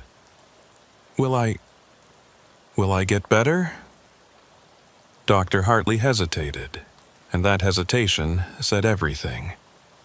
Some of the damage may heal with time and treatment, but some of it is permanent. You're going to need ongoing medical care, possibly for the rest of your life. Your lung capacity is currently at about 60% of normal. That may improve, but it's unlikely to ever fully recover. Can I still drive? Mr. Blackwood, right now you can barely walk to the bathroom without oxygen support. Driving a commercial vehicle, that's not something we can even discuss for months, possibly ever. The words hit harder than the chemical exposure had.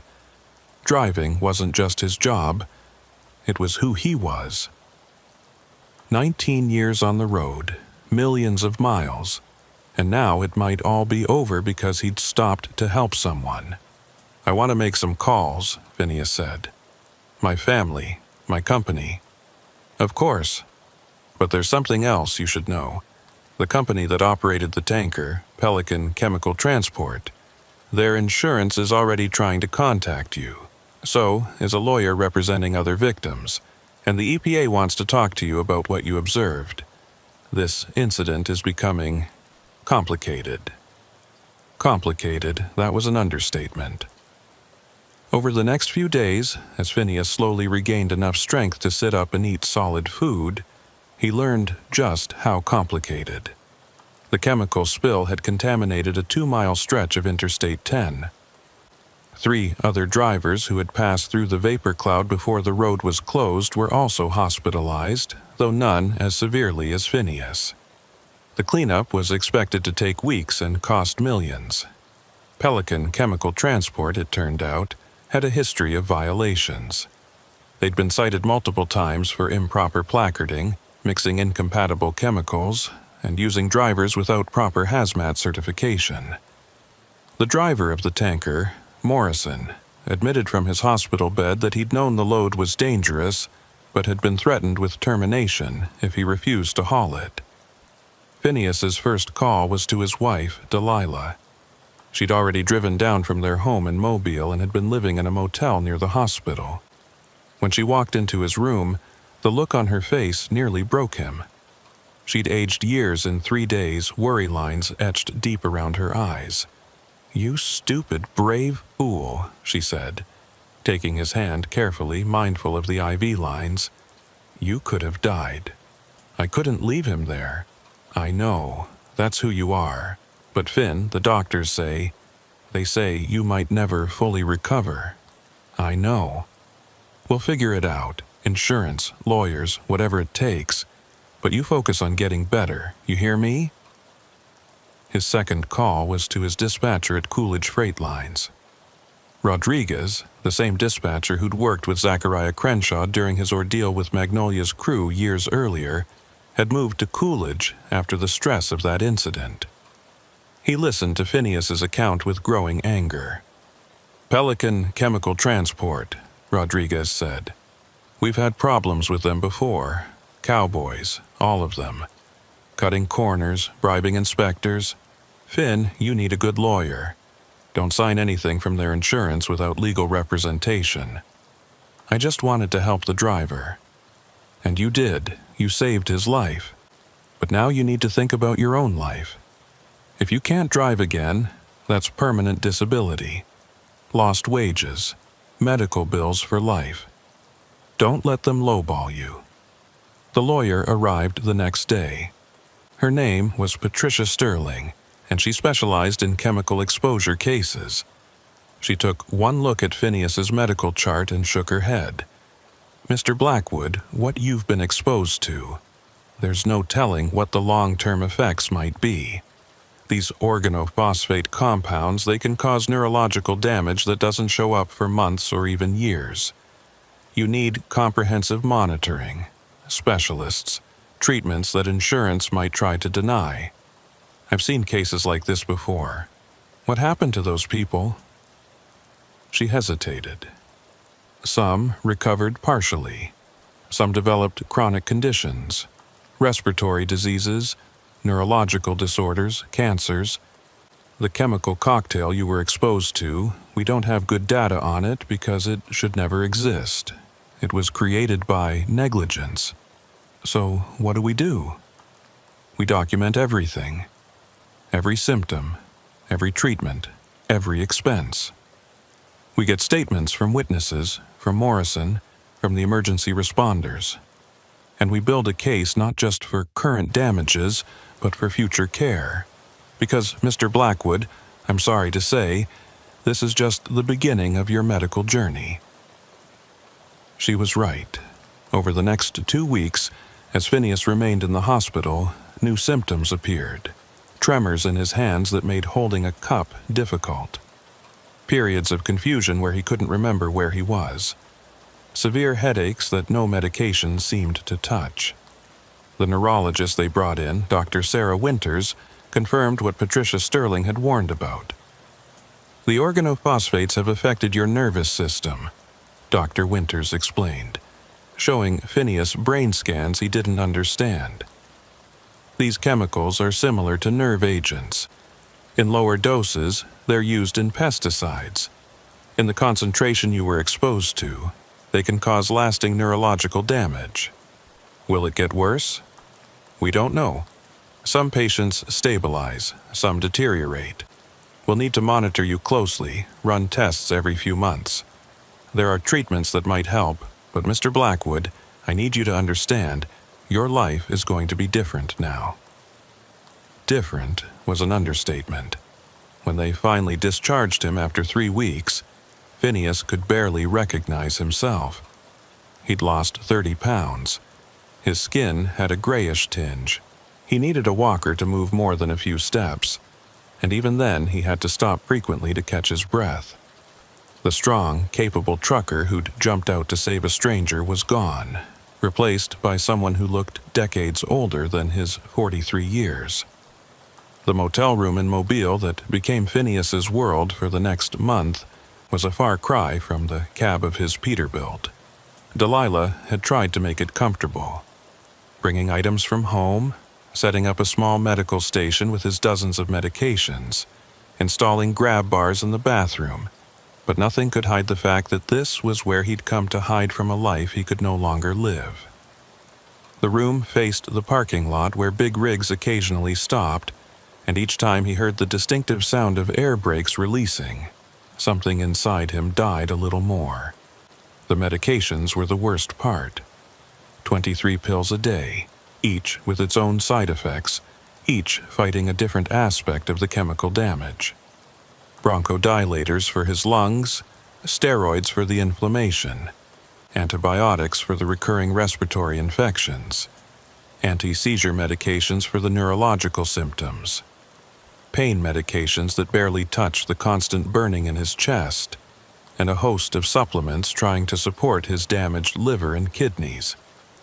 The morning ritual of sorting pills into their compartments took him nearly an hour with his shaking hands. Dr. Ambrose Hartley had arranged for him to see specialists at the University of South Alabama Medical Center, but each visit brought more bad news. The pulmonologist showed him images of his lungs, scarred tissue visible as white patches against what should have been clear black. The nephrologist warned that his kidney function was declining faster than expected. The neurologist documented increasing peripheral neuropathy, nerve damage that made his feet feel like they were constantly on fire while simultaneously being numb. Mr. Blackwood, the pulmonologist, Dr. Elizabeth Cray, said during one particularly difficult appointment, "I need to be honest with you. The scarring in your lungs is extensive and it's progressing. We're seeing signs of pulmonary fibrosis, likely triggered by the chemical exposure. This is a progressive condition." Progressive, meaning it gets worse? Yes. The rate varies by patient, but the trajectory is typically downward. We can slow it with treatment, manage symptoms, but we can't reverse the damage that's been done. How long? She hesitated, clearly uncomfortable with the question. Without a lung transplant? Given the current rate of decline, we're looking at significant disability within 2 years, and, well, we'll do everything we can to maintain your quality of life. A lung transplant. As if that was a simple solution. As if he could afford it. As if he'd even qualify given the other organ damage. Phineas left that appointment feeling like he'd been handed a death sentence in slow motion. The legal battle with Pelican Chemical Transport was moving forward, but glacially. Patricia Sterling was building a comprehensive case, but the company was fighting every step. They claimed Phineas had acted recklessly by leaving his vehicle, that he'd ignored safety protocols, that his own negligence had contributed to his exposure. It was insulting, but it was also effective at delaying any settlement. Meanwhile, the bills were mounting. Even with his commercial driver's insurance, the copays and deductibles were crushing. Medications alone were costing $1,200 a month. Each specialist visit was a $300 copay. The motel room, necessary because their house in Mobile was a 2-story that he could no longer climb, was eating through their savings at $2,000 a month. Delilah had taken leave from her job as a school administrator to care for him, but that leave was unpaid after the first 2 weeks. They were hemorrhaging money with no income, and the disability claim through his employer was tied up in paperwork and appeals.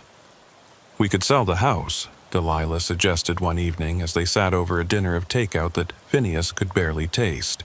Another side effect of the chemical exposure. "And go where? No one's going to rent to us without income verification." "My sister in Pensacola, we're not moving in with your sister. I'm not going to be the dying brother-in-law in her spare bedroom." "You're not dying, Finn." But they both knew that wasn't entirely true. He was dying, just slowly, one organ system at a time. It was during one of his worst nights, when the pain in his chest felt like someone had poured molten lead into his lungs and his hand shook so badly he couldn't hold a glass of water, that Phineas received an unexpected visitor. Cordelia Fitzgerald introduced herself as a patient advocate, but she was unlike any medical professional Phineas had encountered. She was young, maybe 30, with bright eyes and an energy that seemed to fill the small motel room. She worked for a nonprofit that helped victims of industrial accidents navigate the medical and legal systems. "Mr. Blackwood, I've been reviewing your case," she said, pulling out a tablet thick with digital files. "You're not getting the care you need, and you're not getting it because the system is designed to wear you down until you accept whatever scraps they offer. Tell me something I don't know. How about this? There's a specialist in Houston, Dr. Marcus Reeves, who's pioneering new treatments for chemical exposure victims. Experimental, but showing real promise. He's particularly interested in cases involving mixed chemical exposures like yours. Experimental means not covered by insurance. Normally, yes, but there's a provision in the Chemical Disaster Fund established after the Texas City refinery explosion. If we can prove your exposure was the result of gross negligence, which Pelican Chemical Transport's safety record certainly suggests, you could qualify for coverage under the fund." It was the first hope Phineas had felt in weeks. Cordelia spent the next 3 hours going through paperwork, making calls, setting up appointments. She knew every form, every loophole, every person to contact. By the time she left, Phineas had appointments scheduled with Dr. Reeves, applications submitted to 3 different assistance programs, and a plan for challenging the disability denial. "Why are you doing this?" Phineas asked as she packed up her materials. "Because someone needs to. Because you saved a man's life and the system is failing you. And because I've seen what happens to people who don't get help navigating this nightmare. They give up. They accept settlements that don't cover a fraction of their needs. They die broke and forgotten. You deserve better." The trip to Houston was a grueling 8-hour ordeal that would have taken Phineas 4 hours in his truck before the accident. Now, with Delilah driving and having to stop every hour for him to rest, use the bathroom, or deal with coughing fits that left him exhausted, it took them from sunrise to late afternoon. By the time they reached Dr. Reeves's clinic, Phineas was so depleted he could barely walk from the car to the entrance. Dr. Marcus Reeves was not what Phineas expected. He was younger than Dr. Hartley, with an intensity that bordered on manic. His clinic was part medical facility, part research lab, with equipment Phineas didn't recognize, and charts on the walls showing molecular structures and reaction pathways. "Mr. Blackwood, I've reviewed your entire file," Dr. Reeves said without preamble. "The chemical cocktail you were exposed to created at least 17 distinct toxic compounds, 3 of which we've never seen before in a clinical setting. Your body is essentially a case study in novel chemical poisoning. That's not exactly reassuring, Doc. It's not meant to be. But it does mean that traditional treatments are only addressing part of the problem. The protocols we use for standard chemical exposure aren't designed for what you're dealing with. However, I've been developing a treatment regimen that might help." The treatment Dr. Reeves proposed was aggressive and experimental. It involved chelation therapy to remove heavy metals, hyperbaric oxygen treatments to promote healing in the damaged tissue, a cocktail of antioxidants and anti-inflammatories at doses that would normally be considered dangerous, and most controversially, stem cell therapy to try to regenerate some of the damaged lung tissue. The stem cell component isn't FDA approved for this application, Dr. Reeves admitted. But we've seen promising results in laboratory studies and a handful of compassionate use cases.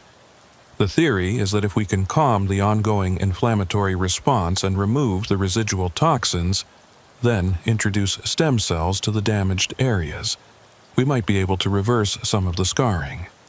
What are the risks? Considerable. The treatment could accelerate the fibrosis if your immune system reacts badly. It could cause tumor growth if the stem cells proliferate uncontrollably. Your kidneys, already damaged, might not be able to handle the additional strain.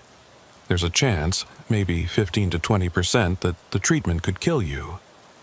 And if I do nothing, based on your current trajectory, you have maybe 18 months before you'll need continuous oxygen support. And within 3 years, well, the pulmonary fibrosis will likely be fatal without a transplant you're unlikely to receive. It wasn't much of a choice. Phineas looked at Delilah, saw the fear in her eyes but also the desperate hope. They'd been married 22 years, had raised 2 kids who were now in college, had plans for retirement that involved an RV and the open road. All of that was gone now. But maybe, just maybe, this treatment could give them something back. When do we start? The treatment began 2 weeks later, after Cordelia had somehow navigated the insurance appeals and gotten approval for the experimental protocol under the compassionate use exemption. The first phase was the worst. The chelation therapy made him violently ill, and the high-dose medications caused hallucinations and seizures. For 3 days, Phineas existed in a nightmare world where the walls of his hospital room melted and reformed, where he could hear voices of people who weren't there, where his dead father sat in the corner chair and told him he was disappointed. Delilah never left his side, holding his hand through the worst of it, talking to him when he was lucid, singing the songs they'd danced to at their wedding when he was lost in delirium. The nursing staff at Dr. Reeves's clinic was exceptional, managing his symptoms with a combination of medications and alternative therapies. Acupuncture for the nausea, meditation recordings for the anxiety, massage therapy for the muscle spasms. The hyperbaric treatments came next. Being sealed in the chamber triggered severe claustrophobia that Phineas had never experienced before. The first session, he lasted only 10 minutes before pounding on the walls, gasping for air despite the pure oxygen being pumped in. It took a week of gradual exposure and anti-anxiety medications before he could complete a full 2-hour session, but something was happening. Slowly, incrementally, Phineas began to feel different. Not better exactly, but different. The constant burning in his chest lessened from agony to merely severe discomfort. He could take deeper breaths without feeling like his lungs were tearing. The tremors in his hands, while still present, became manageable enough that he could feed himself without assistance. "Your latest scans show improvement," Dr. Reeves said after 6 weeks of treatment. "Not dramatic, but measurable. The fibrosis has stopped progressing, and there's evidence of some tissue regeneration. It's early, but it's promising." The stem cell therapy was scheduled for week 8, but the night before the procedure, everything went wrong. Phineas woke at 3 a.m. with crushing chest pain different from his usual discomfort. This was sharp, radiating down his left arm, making him break out in a cold sweat. Delilah called 911, and within minutes, he was in an ambulance racing through Houston traffic. Heart attack. The months of systemic inflammation, the stress on his body from both the chemical exposure and the aggressive treatment, the pre-existing damage to his cardiovascular system, it had all culminated in what the emergency room doctor called a significant cardiac event. "We need to do an emergency catheterization," the cardiologist explained. "There's a 90% blockage in your left anterior descending artery. Without immediate intervention, the damage could be fatal." As they wheeled him into the operating room, Phineas grabbed Delilah's hand. "If something happens, nothing's going to happen. You're too stubborn to die on me now." But as the anesthesia took hold, Phineas wasn't so sure.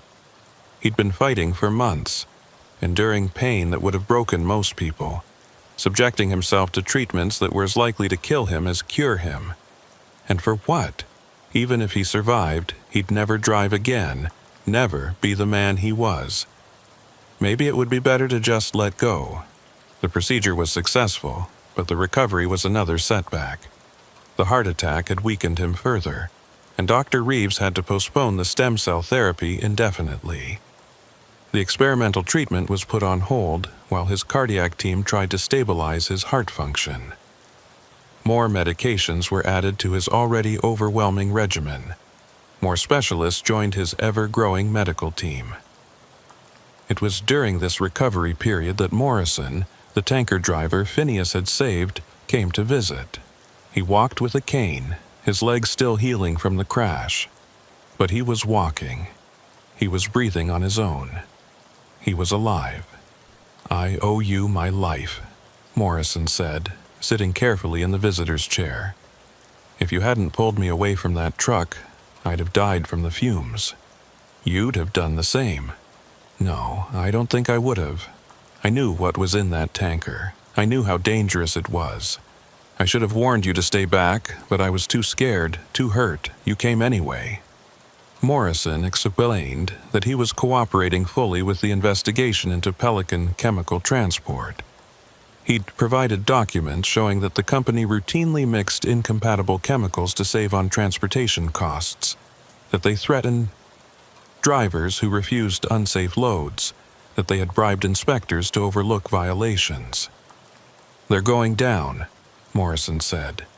"FBI's involved now. Criminal charges. The owner, Thibodeau. He's looking at 20 years. Won't help you get better, but maybe it means something." It did mean something, but Phineas was too tired to fully process it. Each day had become a battle just to maintain the status quo, to not get worse. The experimental treatment had bought him time, maybe, but at what cost? His medical bills had now exceeded $500,000. Even with insurance, even with the assistance programs Cordelia had found, they were drowning in debt. Delilah had sold their house, taking a massive loss in the rushed sale. They'd moved in with her sister in Pensacola after all, the very thing Phineas had sworn wouldn't happen. Their children had taken out additional student loans to cover expenses their parents could no longer help with. The retirement accounts had been emptied, the life insurance policies cashed in. Everything they'd built over 22 years of marriage was gone, consumed by medical bills and living expenses.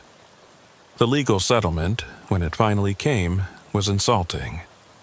Pelican Chemical Transport had declared bankruptcy to avoid the mounting lawsuits. The insurance coverage was split among dozens of victims. Phineas's share, after legal fees, was $180,000, enough to cover about 3 months of his ongoing medical expenses. "We can appeal," Patricia Sterling said, but her tone suggested she knew it was hopeless. "Or we can go after the chemical manufacturers, argue they should have had better safeguards against mixing. How long would that take? Years, maybe a decade." Phineas didn't have years. The latest pulmonary function tests showed he was at 40% capacity and declining. The neurological symptoms were worsening. He'd had 2 seizures in the past month. His kidneys were failing, slowly but steadily. Dr. Reeves wanted to try the stem cell therapy, insisted it was his best chance, but insurance had denied coverage, and the out-of-pocket cost was $200,000. It was Cordelia who found a solution, though it came from an unexpected source. A documentary filmmaker named James Brennan had been following several chemical exposure cases for a film about industrial accidents in America. He'd heard about Phineas's story and wanted to feature it. More importantly, he had connections to a medical charity that might fund the stem cell treatment in exchange for allowing them to document the procedure. "You'd be on camera," Cordelia explained. "They'd film your treatment, your recovery, or, well, whatever happens. It's invasive, but it's also your only shot at getting the treatment." Phineas thought about his dignity, about becoming a spectacle, a cautionary tale for others to gawk at. Then he thought about Delilah, about their children, about the possibility, however slim, of having some kind of future. Set it up. The film crew arrived a week later. They were respectful, professional, but their presence was a constant reminder that Phineas's suffering had become content, his struggle entertainment for an audience he'd never meet. They filmed him, taking his medications, struggling through physical therapy, breaking down in tears when the pain became unbearable. They interviewed Delilah about watching her husband disappear piece by piece, filmed her crying in the hospital chapel when she thought no one was watching. But they also captured moments of grace. Morrison visiting regularly, bringing other truckers who'd heard about Phineas's sacrifice. The cards and letters from drivers across the country, many containing small checks or gift cards, trying to help one of their own. The nurse who sang to him during the worst of his treatments, her voice carrying through the pain like a lifeline. Dr. Reeves began the stem cell therapy on a Tuesday morning in November, 8 months after the chemical exposure. The procedure itself was anticlimactic, an IV drip of clear fluid that looked no different from the dozens of other IVs Phineas had received. But the cells in that fluid represented the most advanced medical science available. Microscopic healers programmed to seek out damaged tissue and begin regeneration. "The first 48 hours are critical," Dr. Reeves explained to the camera. "His immune system will either accept the cells and allow them to work, or it will attack them as invaders. If it's the latter, we could see a massive inflammatory response that his weakened body might not survive." For 2 days, Phineas existed in a strange twilight. Not quite conscious, but not fully unconscious either. He was aware of people around him, of machines beeping, of Delilah's hand in his, but it all felt distant, like he was watching from somewhere outside his body. He dreamed of driving, of the open road stretching endlessly ahead, of the freedom he'd never have again. The 48 hours passed like 48 years. Phineas's body temperature spiked to 104 degrees, then plummeted to 95. His blood pressure swung wildly from dangerously high to barely detectable. The medical team worked around the clock, adjusting medications, monitoring vital signs, trying to keep his body stable while the stem cells did their work, or destroyed him trying. On the morning of the 3rd day, something shifted. The fever broke suddenly, leaving Phineas drenched in sweat but lucid for the first time since the treatment began. When he opened his eyes, truly opened them without the fog of delirium, he saw Delilah asleep in the chair beside his bed, her hand still clutching his. The documentary crew was there too, camera rolling, capturing what they probably thought might be his last moments. But Phineas didn't feel like he was dying. For the first time in 8 months, he took a breath that didn't feel like inhaling broken glass. It still hurt, everything still hurt, but it was different. The crushing weight on his chest had lifted slightly. The burning in his lungs had diminished from an inferno to merely a harsh flame. "Delilah," he whispered, his voice rough but clearer than it had been in months. She jerked awake, tears immediately filling her eyes when she saw him conscious and alert. "Ben, how do you feel?" "Like I got hit by a smaller truck this time." Dr. Reeves arrived within minutes, having been alerted by the nursing staff. He performed a quick examination, his face carefully neutral, but Phineas caught the slight widening of his eyes when he listened to his lungs. "The inflammation markers in your blood have dropped by 40% overnight," Dr. Reeves said, pulling up test results on his tablet. Your oxygen saturation is at 92% on room air. That's up from 85% before the treatment. These are significant improvements, Mr. Blackwood. Is it working? The stem cells? It's too early to say definitively, but the initial signs are promising. We'll need to do imaging studies, pulmonary function tests, a full workup. But the fact that your body didn't reject the cells, that we're seeing improvement rather than deterioration, yes, I'd say it's working. The documentary crew captured it all. The cautious hope in Dr. Reeves's voice, Delilah's tears of relief, Phineas's shaky smile. What they didn't capture, what couldn't be conveyed through a camera lens, was the feeling inside Phineas's chest. Not just the physical sensation of easier breathing, but something else. For months, he'd felt his body dying around him, each system failing in turn. Now, for the first time, he felt like his body was fighting back. The improvement was slow and far from complete. The stem cells, Dr. Reeves explained, would take months to fully integrate and regenerate tissue. There would be setbacks, plateaus, possibly additional treatments needed. But the trajectory had changed. Instead of managing decline, they were now promoting recovery. 2 weeks after the stem cell therapy, Phineas managed to walk the entire length of the hospital corridor without oxygen support. It took him 15 minutes with multiple rest stops and left him exhausted for hours afterward. But he did it. The physical therapist, a young woman named Maria Santos, actually applauded when he reached the end of the hallway. 6 weeks ago, you couldn't walk 10 feet, she said. This is remarkable progress. The documentary crew interviewed him that day, asking how it felt to be improving. Phineas struggled to find the words. How could he explain that every small victory, walking down a hallway, eating solid food without choking, sleeping for more than 2 hours without waking in pain, felt like conquering Mount Everest? How could he convey the mental toll of fighting for every breath for 8 months, only to suddenly find breathing just a little bit easier? It's like drowning for so long you forget what air tastes like, he finally said. Then someone pulls you up just enough that your nose breaks the surface.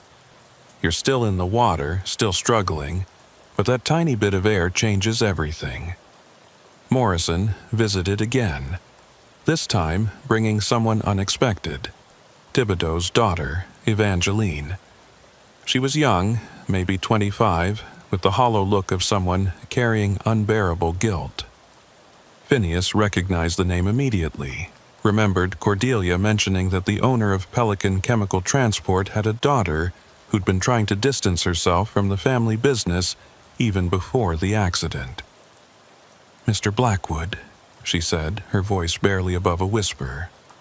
I know I have no right to be here, but I needed to apologize.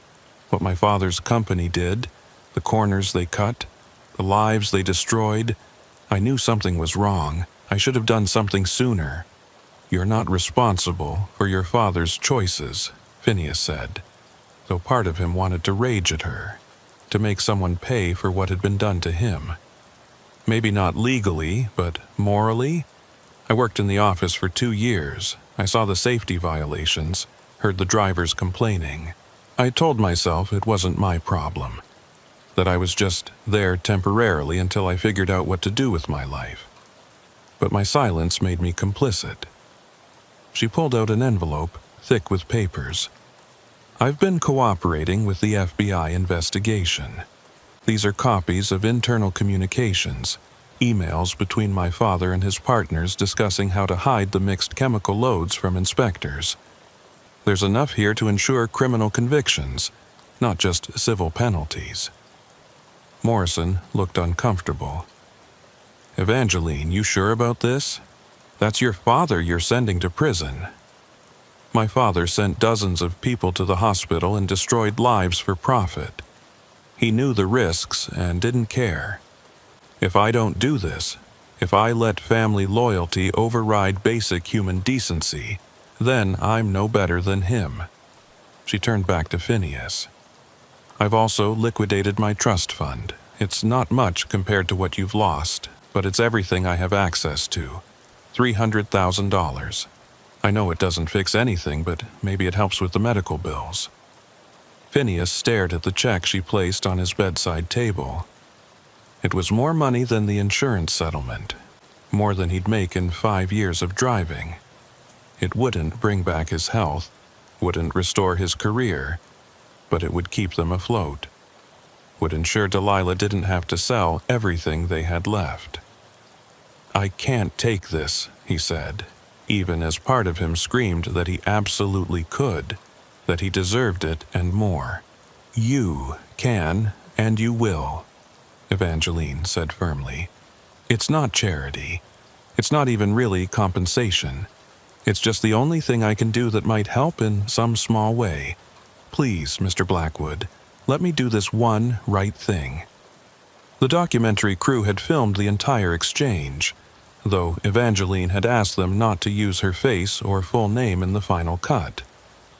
She left shortly after, but not before pressing a business card into Cordelia's hand with a note that she wanted to help fund the patient advocacy organization. That night, as Phineas lay in his hospital bed processing the day's events, he experienced something he hadn't felt in months, a seizure different from the others. This one came with an aura first, a strange smell like burning plastic that wasn't really there. Then his vision fractured, the room splitting into prismatic fragments. His body convulsed, but he remained conscious throughout, aware of every muscle spasm, every neuron misfiring. When it ended, Dr. Winters, the neurologist, was there with a grim expression. "The EEG shows unusual activity in your temporal lobe. This could be a new manifestation of the chemical damage, or it could be something else. We need to do more testing." The MRI revealed what Dr. Winters had feared: a small mass in his temporal lobe, possibly a tumor, possibly just inflamed tissue, but definitely abnormal. It could be a side effect of the stem cell therapy, cells growing where they shouldn't. Or it could be related to the original chemical exposure. Either way, it needed to be biopsied.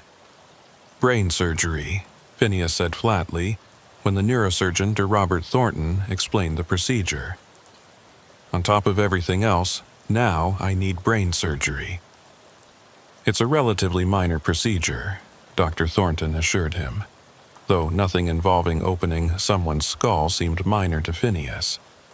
"We'll go in through a small incision, take a sample of the mass, and determine what we're dealing with. If it's benign inflammation, we can treat it with medication. If it's something more serious, we'll discuss options." The documentary crew wanted to film the surgery, but Phineas drew the line there. Some things were too private, too terrifying to share with an audience. The night before the procedure, he wrote letters to Delilah and their children, just in case. He'd faced death multiple times over the past 8 months, but somehow, the idea of someone cutting into his brain felt more final.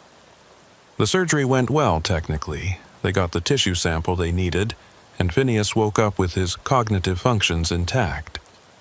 But the waiting for results was agony. 3 days of not knowing if he had brain cancer on top of everything else. 3 days of Delilah trying to stay positive while her eyes betrayed her fear. When Dr. Thornton finally came with the results, his expression was puzzled rather than grim. "It's not cancer," he said immediately, knowing that was their first concern. "But it's also not simple inflammation. The mass appears to be a collection of cells that have been altered at the molecular level, possibly by the chemical exposure. They're not malignant, but they're also not normal brain tissue." "What does that mean?" "Honestly, we don't know. This is unprecedented. The cells aren't dying, but they're also not proliferating. They're just there. We'll need to monitor it, do regular scans, watch for any changes.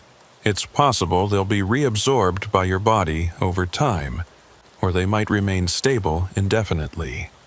Another unknown, another thing to monitor, another potential crisis waiting in the wings. Phineas was beginning to feel like a medical experiment rather than a patient. His body a collection of mysteries and anomalies that doctors studied with fascination and concern in equal measure. But despite everything, he was improving. 6 weeks after the stem cell therapy, his lung function had increased to 55%. He could walk for 30 minutes without oxygen support. The tremors in his hands had decreased enough that he could write again, though his handwriting looked like that of an elderly man rather than someone in his 40s. It was during one of his physical therapy sessions that Phineas met another patient who would change his perspective on everything. Thomas Rayburn was a former Marine who'd been exposed to burned pit smoke in Iraq, developing similar respiratory and neurological symptoms to Phineas. He'd been fighting for proper treatment for 5 years, battling the VA system, advocating for himself and other veterans with toxic exposure. The thing about chemical exposure, Thomas said during one of their conversations, is that it's an invisible wound. People see a missing limb, they understand. They see someone in a wheelchair, they get it. But damage to your lungs, your brain, your organs, that's hidden. People think you're faking, exaggerating, looking for a payout. You don't look sick, Phineas agreed. That's what they keep saying. Exactly. So we have to be our own advocates, our own experts. I've learned more about pulmonary medicine in the last 5 years than most medical students. Not because I wanted to, but because I had to. The doctors, they do their best, but they see us for 15 minutes every few weeks. We live in these bodies 24/7. Thomas introduced Phineas to a support group for toxic exposure survivors that met virtually twice a week. There were people from all over the country, workers from chemical plants, residents near Superfund sites, first responders from various disasters. Each had their own story of exposure, illness, and fighting for treatment and recognition. One member, a woman named Grace Patterson from Texas, had been exposed to benzene at a refinery 20 years ago and was still dealing with the consequences. The initial exposure is just the beginning, she said during one meeting. It's the gift that keeps on giving. New symptoms pop up years later. Organs you didn't even know were affected start failing. And the worst part is the uncertainty, never knowing what's coming next. Another member, Jerome Williams from Louisiana, had been exposed to similar chemicals as Phineas during a plant explosion. He'd been told he had 6 months to live 3 years ago. Doctors don't know everything, he said. They make educated guesses based on statistics, but we're not statistics. We're individuals, and some of us are too stubborn to die on schedule. The support group became a lifeline for Phineas, a place where he didn't have to explain his symptoms, where everyone understood the frustration of being poisoned through no fault of your own, where dark humor about medication side effects and medical bills was not only accepted, but encouraged. It was through the support group that Phineas learned about a class action lawsuit being organized against the chemical manufacturers whose products had been in the Pelican tanker. Unlike the suit against Pelican, which had been limited by the company's bankruptcy, this one targeted deep-pocketed corporations with extensive insurance policies. It'll take years, Patricia Sterling warned when Phineas asked about joining. These companies have teams of lawyers, unlimited resources. They'll delay, appeal, try to wait us out. Some of the plaintiffs won't live to see a settlement. But Phineas signed on anyway. If not for himself, then for others who might be exposed in the future. The discovery phase of the lawsuit revealed damning information. Internal memos showing the companies knew their chemicals could react dangerously if mixed, that they'd lobbied against regulations requiring separate transportation, that they'd calculated it was cheaper to pay occasional settlements than to implement proper safety measures. The documentary crew filmed Phineas's deposition, 7 hours of detailed testimony about his exposure and its consequences. He broke down twice during the questioning, once when describing the pain of his initial hospitalization, and again when talking about telling his children he might not survive to see them graduate from college. The chemical companies will argue that Pelican was solely responsible, the lead attorney explained afterward. But we're arguing that they created an inherently dangerous product without adequate warnings or safeguards.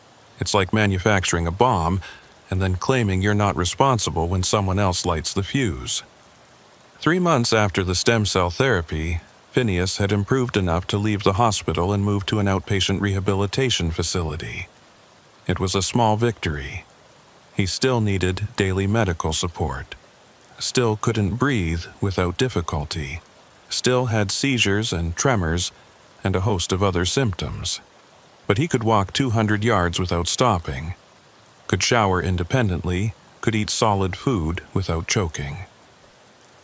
The rehabilitation facility was in Houston, close enough to Dr. Reeves' clinic for regular monitoring, but far from the home in Mobile he'd probably never see again. Delilah had rented a small apartment nearby, their life now reduced to what could fit in 2 suitcases and a few boxes. The $300,000 from Evangeline Thibodeau had paid off the most pressing medical debts and secured their housing for the next year, but the future remained uncertain. It was there, in the sterile environment of the rehab facility, that Phineas received news that Morrison had died. Not from his injuries from the crash, but from a heart attack brought on by the stress and ongoing health issues from the chemical exposure. He'd seemed to be recovering, had even talked about returning to driving, but his heart had simply given out one morning while he was having breakfast with his wife. The news hit Phineas harder than he expected. Morrison had become a friend through their shared trauma, someone who understood what it meant to survive that night on the interstate. Now he was gone. Another casualty of Pelican's greed and negligence.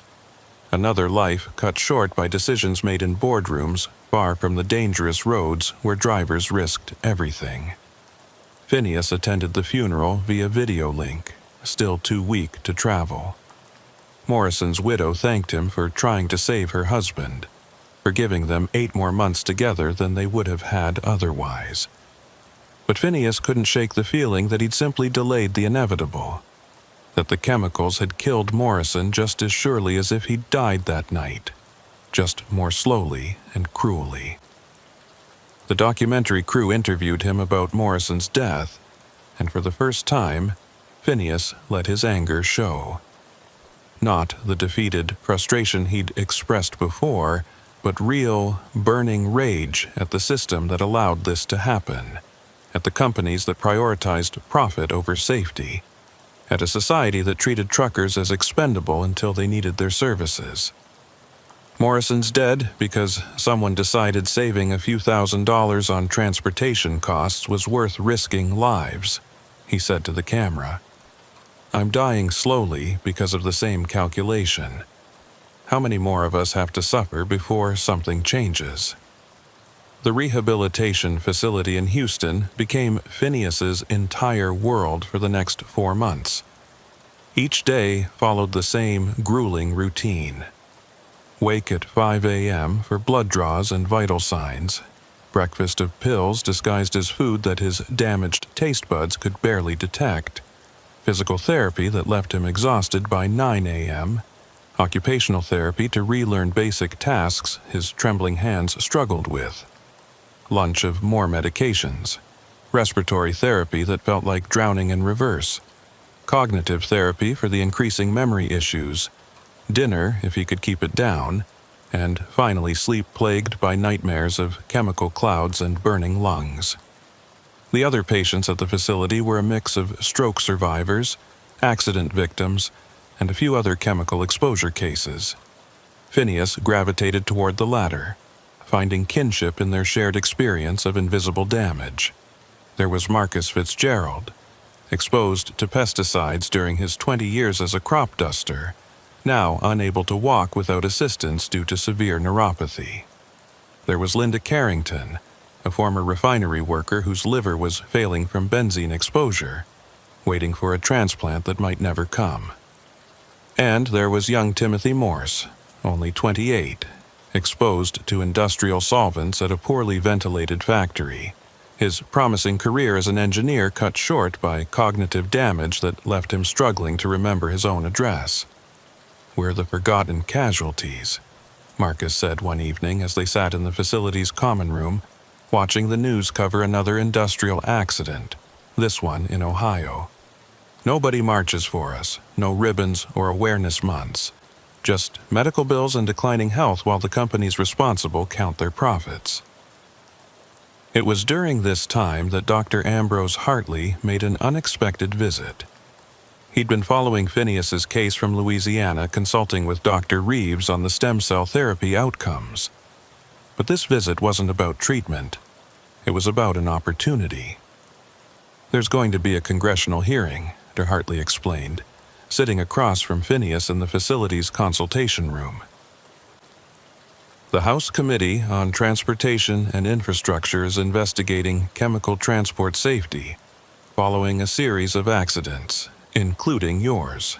They want testimony from survivors, and your case has caught their attention." "Why mine specifically?" "Because you're articulate. Your documentation is extensive, thanks to the documentary crew, and frankly, because you saved Morrison's life. It makes you sympathetic. Heroic, even. Politicians like heroes, especially ones who've been wronged by corporate negligence." Phineas thought about it. Traveling to Washington, D.C. in his condition would be grueling, potentially dangerous. But if his testimony could prevent even one other driver from experiencing what he'd endured, wasn't it worth the risk? "When?" 6 weeks. That gives us time to prepare your testimony, coordinate with the other witnesses, and hopefully see continued improvement in your condition." The preparation was intensive. Lawyers from the class action suit helped draft his statement, ensuring every word was legally precise while maintaining emotional impact. The documentary crew wanted to film his testimony, seeing it as a potential climax for their film. Cordelia worked tirelessly to arrange medical support for the trip, including a respiratory therapist who would travel with them and emergency plans for every conceivable crisis. During this preparation period, Phineas received another unexpected visitor. It was his son, Michael, who'd dropped out of college to take a job driving trucks, following in his father's footsteps despite everything that had happened. "Dad, you've got to talk him out of it," Delilah had pleaded when she heard. But when Phineas saw his son, wearing the same type of work boots he'd worn for 19 years, carrying himself with the same quiet confidence Phineas had once possessed, he couldn't bring himself to discourage the boy. "It's honest work," Michael said, sitting beside his father's bed. "And someone's got to do it. The world doesn't run without truckers. You taught me that. I also taught you it was safe if you were careful. I was wrong about that." "No, you weren't. You were careful. You followed every protocol, maintained safe distances, knew your cargo. What happened to you was criminal negligence by others, not a failure on your part. I'm not going to let fear of what might happen keep me from living my life." It was like looking at himself 20 years ago, before the weight of miles and the reality of danger had worn him down.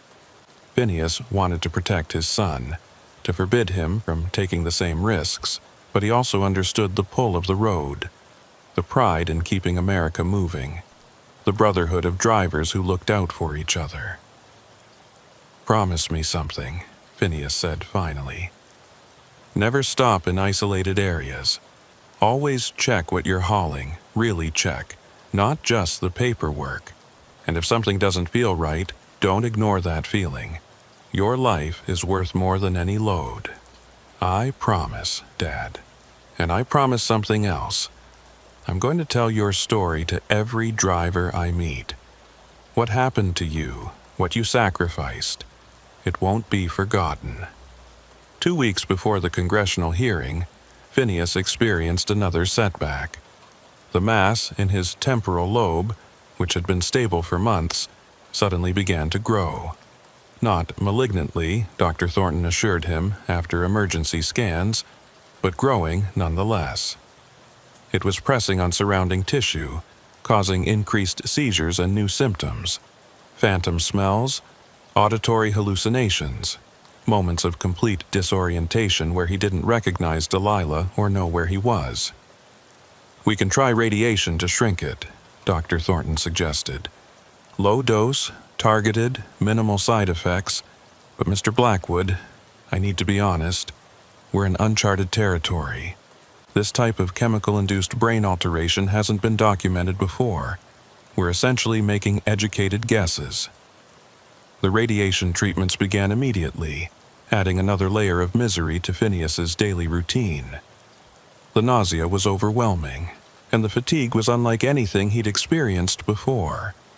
A bone-deep exhaustion that made lifting a spoon feel like climbing a mountain.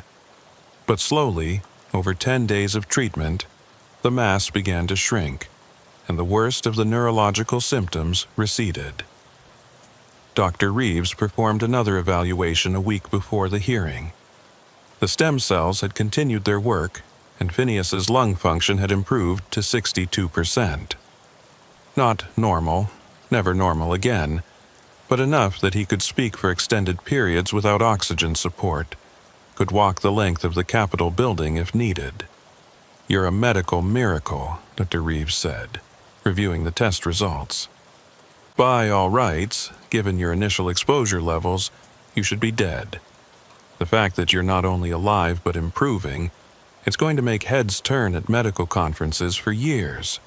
I don't feel like a miracle. I feel like a broken machine held together with duct tape and prayer. Sometimes that's what miracles look like." The trip to Washington, D.C. was orchestrated with military precision. Cordelia had arranged for a medical transport flight, avoiding the stress of commercial aviation. A nurse and respiratory therapist accompanied them, along with enough medical equipment to stock a small emergency room. The documentary crew filmed it all, recognizing the significance of a man who could barely walk 6 months ago, traveling across the country to testify before Congress. They arrived 2 days early to allow Phineas to rest and acclimate. The hotel room had been modified with medical equipment, oxygen tanks stationed discreetly behind furniture, emergency medications organized on the nightstand. Delilah hadn't left his side once during the journey, her presence the only constant in a life that had become unrecognizable. The night before the hearing, Phineas couldn't sleep. He kept reviewing his testimony, 5 pages of carefully crafted words that somehow had to convey 8 months of suffering, a lifetime destroyed, a system that valued profit over human life. How could words capture the sensation of chemicals burning through lung tissue? How could politicians who'd never driven a truck understand the split-second decision to save another driver's life? At 3 a.m., his phone rang. It was Thomas Rayburn from the support group, calling from California where it was only midnight. "Couldn't sleep," Thomas said. "Figured you couldn't either. Big day tomorrow. I keep thinking I'm going to forget everything. Have a seizure, make things worse instead of better." "You won't. You know why? Because you're not just speaking for yourself. You're speaking for Morrison, for all of us who've been poisoned and forgotten. That'll carry you through." They talked for an hour, Thomas sharing his own experience testifying before the VA, the frustration of trying to make bureaucrats understand suffering they'd never experienced, but also the satisfaction of seeing policies change, of knowing his words had made a difference, however small. The morning of the hearing dawned gray and humid, Washington's September weather matching Phineas's mood. Getting dressed was an ordeal. His hands shook too badly to button his shirt, requiring Delilah's help. The suit they'd bought him hung loose on his diminished frame, making him look like a child playing dress-up. But when he looked in the mirror, he saw determination in his own eyes that hadn't been there in months. The Capitol building was intimidating in its grandeur, all marble and history and power. Phineas had to stop 3 times climbing the steps, his portable oxygen tank a reminder of his limitations. The documentary crew filmed from a respectful distance, understanding this wasn't performance but survival. The hearing room was packed, representatives from chemical companies, their lawyers in expensive suits taking notes on leather portfolios. Families of other victims, some in wheelchairs, some with oxygen tanks like Phineas. Environmental activists with signs they'd been told to keep hidden. And in the back, surprisingly, Evangeline Thibodeau, no longer trying to hide from her father's legacy. The committee members filed in, 11 representatives from various states, most looking like they'd rather be anywhere else. The chairman, Representative James Holbrook from Texas, called the hearing to order with the disinterest of someone who'd sat through too many similar proceedings. The first witnesses were industry representatives, armed with statistics about safety improvements, accident rate decreases, economic importance of chemical transport. They spoke in measured tones about unfortunate incidents and statistical anomalies, never once using words like victims or negligence. Then it was Phineas's turn. The walk to the witness table felt like miles, each step observed by dozens of eyes. When he sat down, adjusting the microphone with trembling hands, he looked up at the committee members, then back at Delilah in the gallery, drawing strength from her encouraging nod. "My name is Phineas Blackwood," he began, his voice rougher than he'd hoped but still clear. 13 months ago, I was a healthy 43-year-old man with 19 years of safe driving experience. I had a wife, 2 kids in college, a mortgage, and plans for retirement. Today, I can't walk 100 yards without oxygen support. My lungs are scarred beyond repair. I have seizures from chemical-induced brain damage. My liver and kidneys are failing. I've lost everything. My career, my savings, my health, my future. Because someone decided it was cheaper to transport incompatible chemicals together than to run 2 separate trucks. He paused, taking a careful breath, aware of every eye in the room on him. But I'm not here to talk about what I've lost. I'm here to talk about what we as a society are losing every day we allow this to continue. Morrison. Edwards is dead. He was the driver of the chemical tanker I tried to save that night. He survived the initial exposure only to die 8 months later from complications, leaving a widow and 3 children. Marcus Fitzgerald can't walk because of pesticide exposure. Linda Carrington needs a liver transplant she'll probably never get. Timothy Morse, 28 years old, has the cognitive function of someone 3 times his age. Representative Holbrook interrupted. "Mr. Blackwood, we're sympathetic to your situation, but surely these are isolated incidents. The chemical industry employs millions, contributes billions to the economy." "With respect, Representative," Phineas cut him off, surprising himself with his boldness. "How many billions is a human life worth? How many jobs justify poisoning workers and innocent bystanders? I'm not asking you to shut down the chemical industry. I'm asking you to make them follow the safety rules that already exist, to enforce the penalties that are already on the books, to stop treating human beings as acceptable losses in the name of profit." Another representative, a woman from Ohio named Patricia Summers, leaned forward. "Mr. Blackwood, the company responsible for your exposure has been prosecuted. The owner is facing prison time. Isn't the system working? Pelican Chemical Transport was one small company among hundreds. They were prosecuted only because they were caught in such a spectacular fashion. Because I survived to testify. Because the documentary crew here filmed everything. Because public pressure demanded action. How many other companies are operating the same way right now, mixing chemicals that shouldn't be mixed, threatening drivers who refuse unsafe loads, bribing inspectors to look the other way. The system isn't working, Representative Summers. It's failing every single day, and people are dying because of it. For the next hour, Phineas answered questions, each one more challenging than the last. The industry lawyers tried to poke holes in his testimony, suggesting he'd acted recklessly, that his medical problems might have pre-existed the exposure. But Phineas had come prepared with documentation, medical records, expert testimony from Dr. Hartley and Dr. Reeves, who'd submitted written statements. When Representative Martin Crawford from Louisiana, known for his close ties to the chemical industry, suggested that additional regulations would hurt business, Phineas felt his control finally snap. Representative Crawford, I drove through your district every week for 19 years. I know the chemical plants along Cancer Alley. I've seen the communities where childhood asthma rates are 5 times the national average, where cancer is so common they don't even question it anymore. Those are your constituents dying, sir. At what point does their suffering matter more than campaign contributions? The room went silent. Crawford's face turned red, and he started to respond angrily, but Holbrook gavelled him down. The witness will maintain decorum, but the representative will allow him to finish his testimony. Phineas pulled out a photo, his hands shaking as he held it up.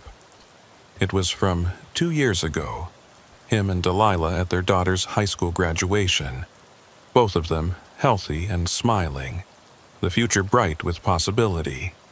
This was me before, he said, his voice breaking slightly. I wasn't asking for anything extraordinary, just the ability to do my job safely, to come home to my family, to live without fear that the cargo I was hauling might kill me. That's all any of us want. We're not heroes, we're not martyrs, we're just people trying to make a living, and we deserve better than being treated as expendable. When his testimony concluded, the room erupted in applause from the gallery, quickly gavelled down by Holbrook. As Phineas made his way back to his seat, his legs barely carrying him, he passed the industry lawyers. One of them, a young man who'd been particularly aggressive in his questioning, wouldn't meet his eyes. The hearing continued for another 2 hours, with testimony from other survivors, medical experts, and industry representatives trying to minimize the damage Phineas's words had done. But the momentum had shifted. Representatives who'd seemed disinterested were now asking pointed questions about enforcement, about inspection protocols, about the revolving door between regulatory agencies and the industries they were supposed to oversee. That evening, back in the hotel room, Phineas collapsed into bed, completely spent. The effort of testifying had taken everything he had. Delilah lay beside him, careful not to disturb the oxygen cannula or monitoring wires. You did it, she whispered. You told them the truth. Will it matter? It already has. Did you see their faces? Some of them were really listening, Finn, really hearing you. The next morning, the documentary crew conducted their final interview. James Brennan, the director, asked Phineas what he hoped would come from his testimony, from the film they were making.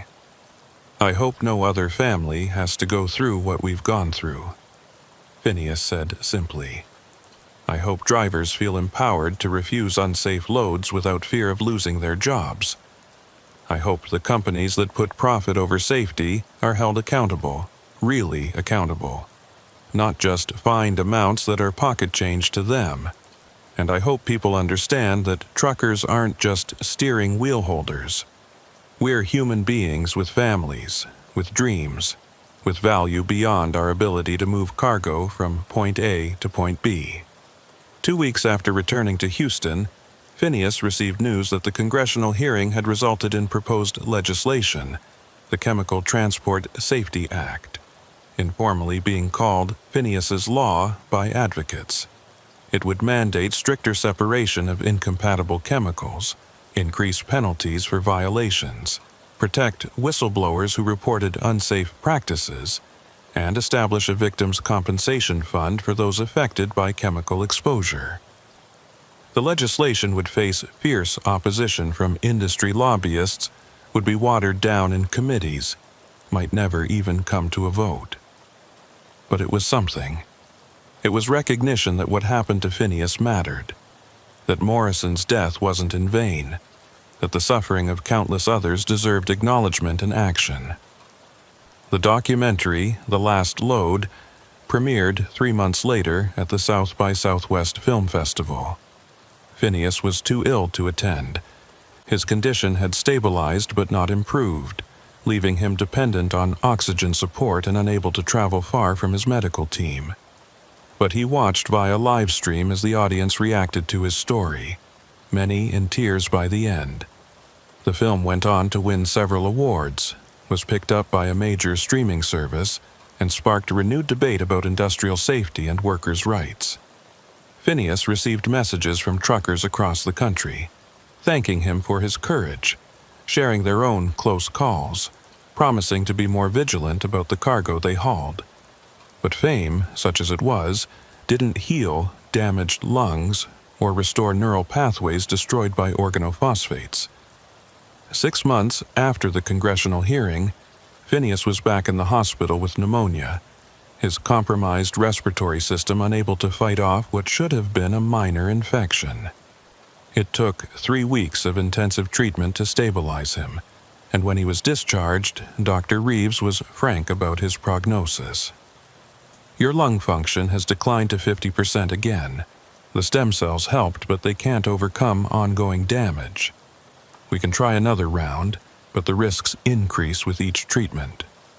How long do I have? Without a lung transplant, maybe 2 years, possibly 3 if we're aggressive with treatment. With a transplant, you could have decades, but I'm not a good candidate because of the other organ damage. I'm sorry, Phineas. I wish I had better news. 2 years, maybe 3. It wasn't a death sentence exactly, but it wasn't a future either. It was existence, marking time until his body finally gave out completely. That night, Phineas made a decision. If he only had 2 years, he was going to make them count. He began writing, documenting not just his story, but the stories of everyone he'd met through this ordeal. Marcus Fitzgerald's decades of crop dusting ending in paralysis. Linda Carrington's fight for a liver transplant. Timothy Morse's struggle to maintain his identity as his cognitive function declined. Morrison's widow raising 3 children alone. The writing was slow, laborious with his trembling hands, but it gave him purpose. Cordelia helped, transcribing when the tremors made typing impossible, researching details, fact-checking against medical records. What emerged wasn't just a memoir, but an indictment of a system that prioritized profit over people, efficiency over safety, shareholders over workers. The book, Chemical Highway, A Trucker's Last Testament, was published 14 months later. Phineas did a handful of interviews via video link, his appearance shocking those who remembered the relatively healthy man from the documentary. He was gaunt now, his skin gray, oxygen tubes permanent fixtures. But his mind remained sharp, his conviction unwavering. "People ask if I regret stopping to help Morrison that night," he said in what would be his last interview. "I don't.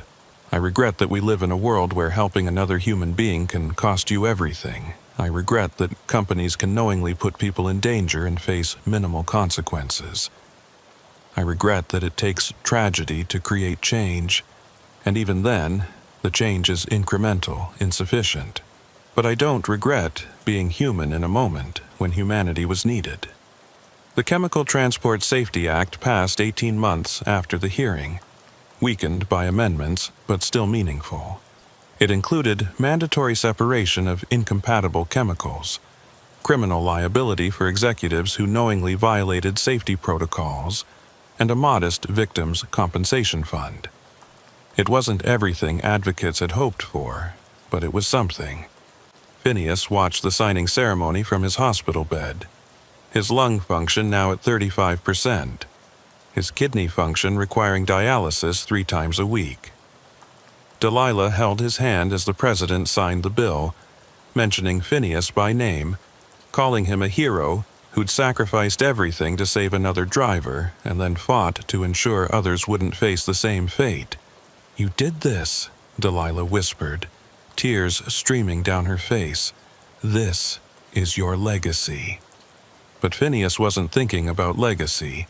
He was thinking about Michael, still driving, now trained in hazmat protocols because of his father's experience. He was thinking about the drivers on the road right now, hopefully a little safer because of the new law. He was thinking about Morrison, who should have been there to see this moment. 3 weeks later, Phineas's condition deteriorated rapidly. The chemical damage had finally overwhelmed his body's ability to compensate. Multiple organ systems began failing simultaneously. Dr. Reeves and Dr. Hartley consulted, trying everything, but they'd run out of miracles. On his last conscious day, Phineas asked Delilah to contact everyone who'd been part of his journey. Cordelia came, bringing news that the patient advocacy organization had received major funding and would be renamed the Blackwood Morrison Foundation. Thomas Rayburn called from California, his own health failing but his spirit unbroken. The support group held a special session, everyone sharing memories and gratitude. Evangeline Thibodeau visited, accompanied by a man Phineas didn't recognize. "This is James Morrison," she said quietly.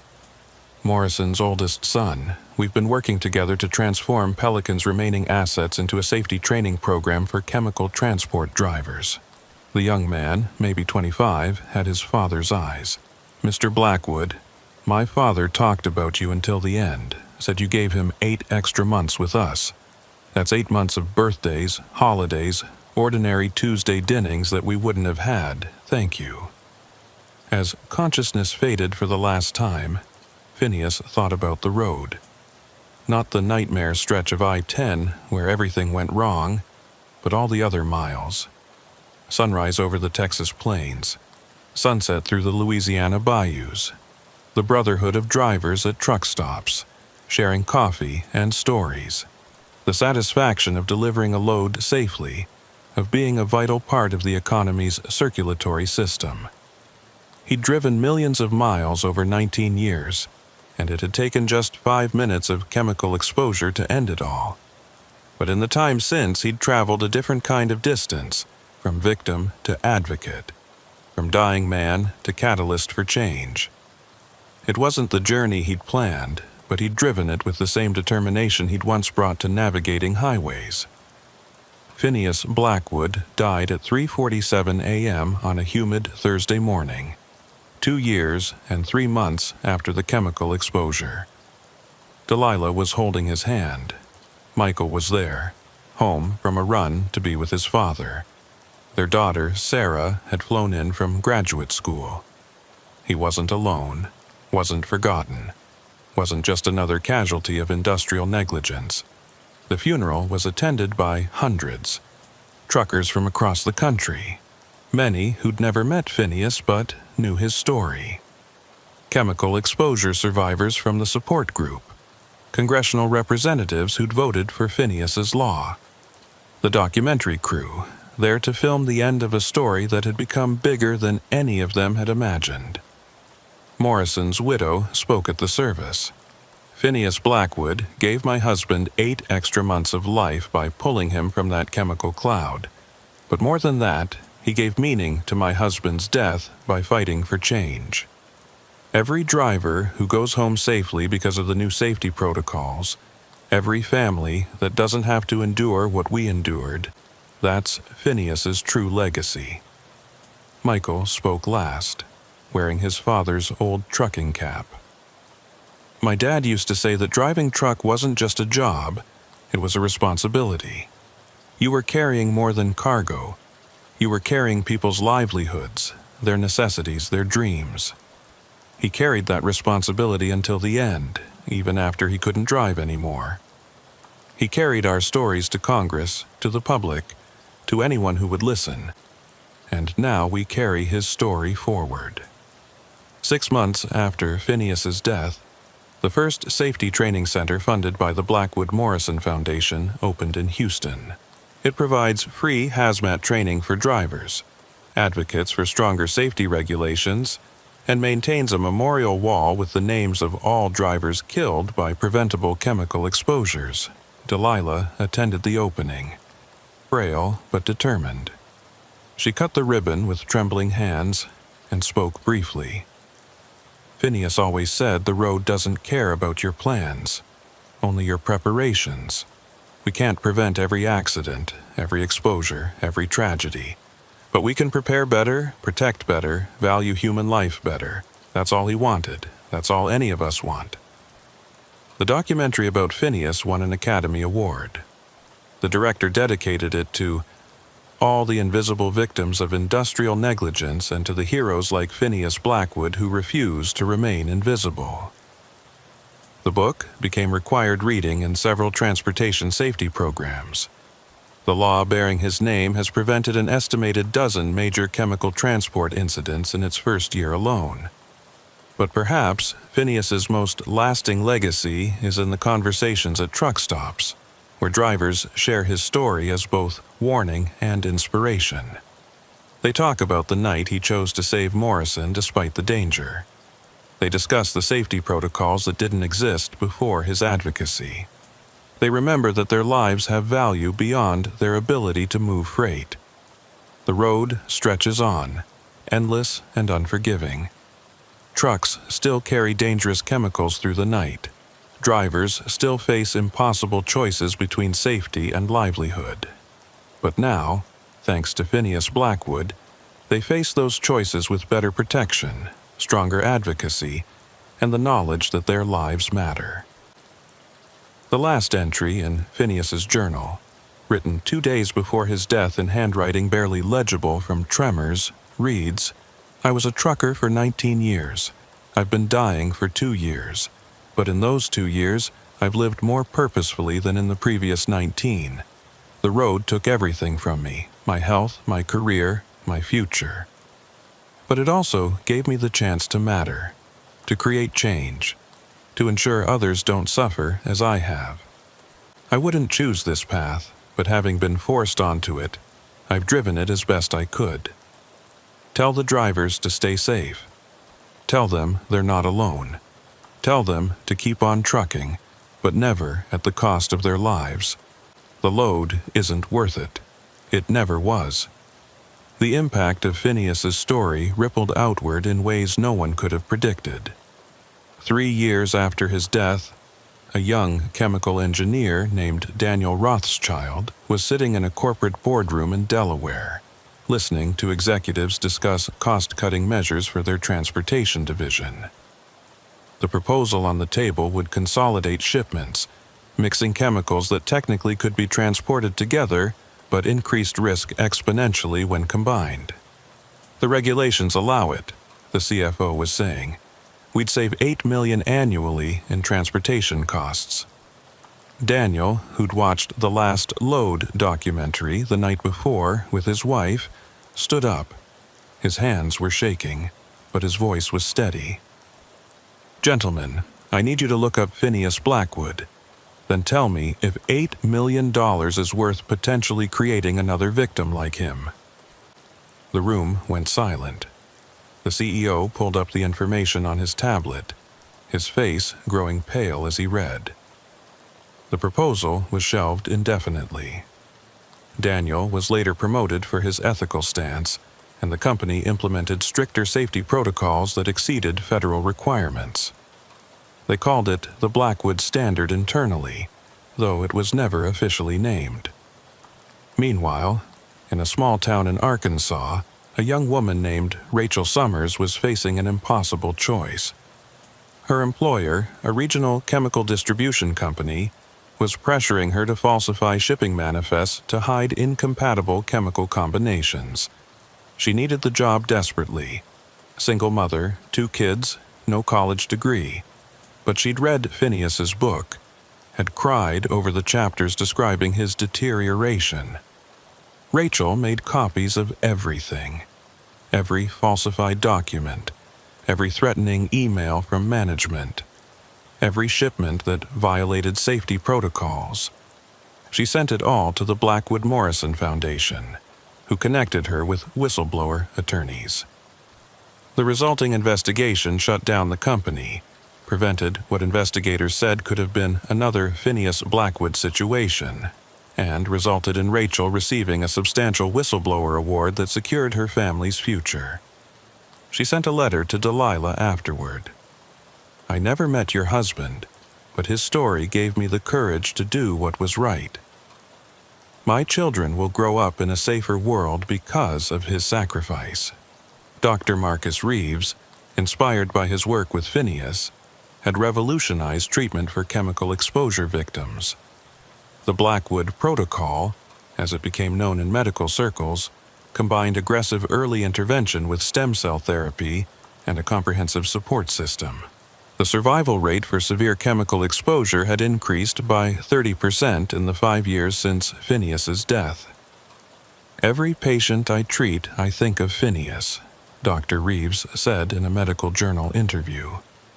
He taught us that these aren't just medical cases. They're people with families, dreams, stories that deserve to be heard. We don't just treat the physical damage anymore. We treat the whole person. One of his patients was a young trucker named Antonio Vega, exposed to a chemical spill eerily similar to Phineas's incident. But because of the rapid response protocols developed from Phineas's case, Antonio received treatment within hours instead of days. The stem cell therapy was started within a week. 6 months later, while still dealing with significant health issues, Antonio was able to walk his daughter down the aisle at her wedding. "I'm alive because Phineas Blackwood died fighting for people like me," Antonio said at a foundation fundraiser. "I never met him, but I owe him everything." The Blackwood Morrison Foundation had grown beyond anyone's imagination. Cordelia Fitzgerald, now its executive director, had transformed it from a small advocacy group into a national force. They operated 3 training centers, provided emergency financial assistance to over 500 families affected by chemical exposure, and had successfully lobbied for safety regulations in 12 states. But Cordelia never forgot the man who started it all.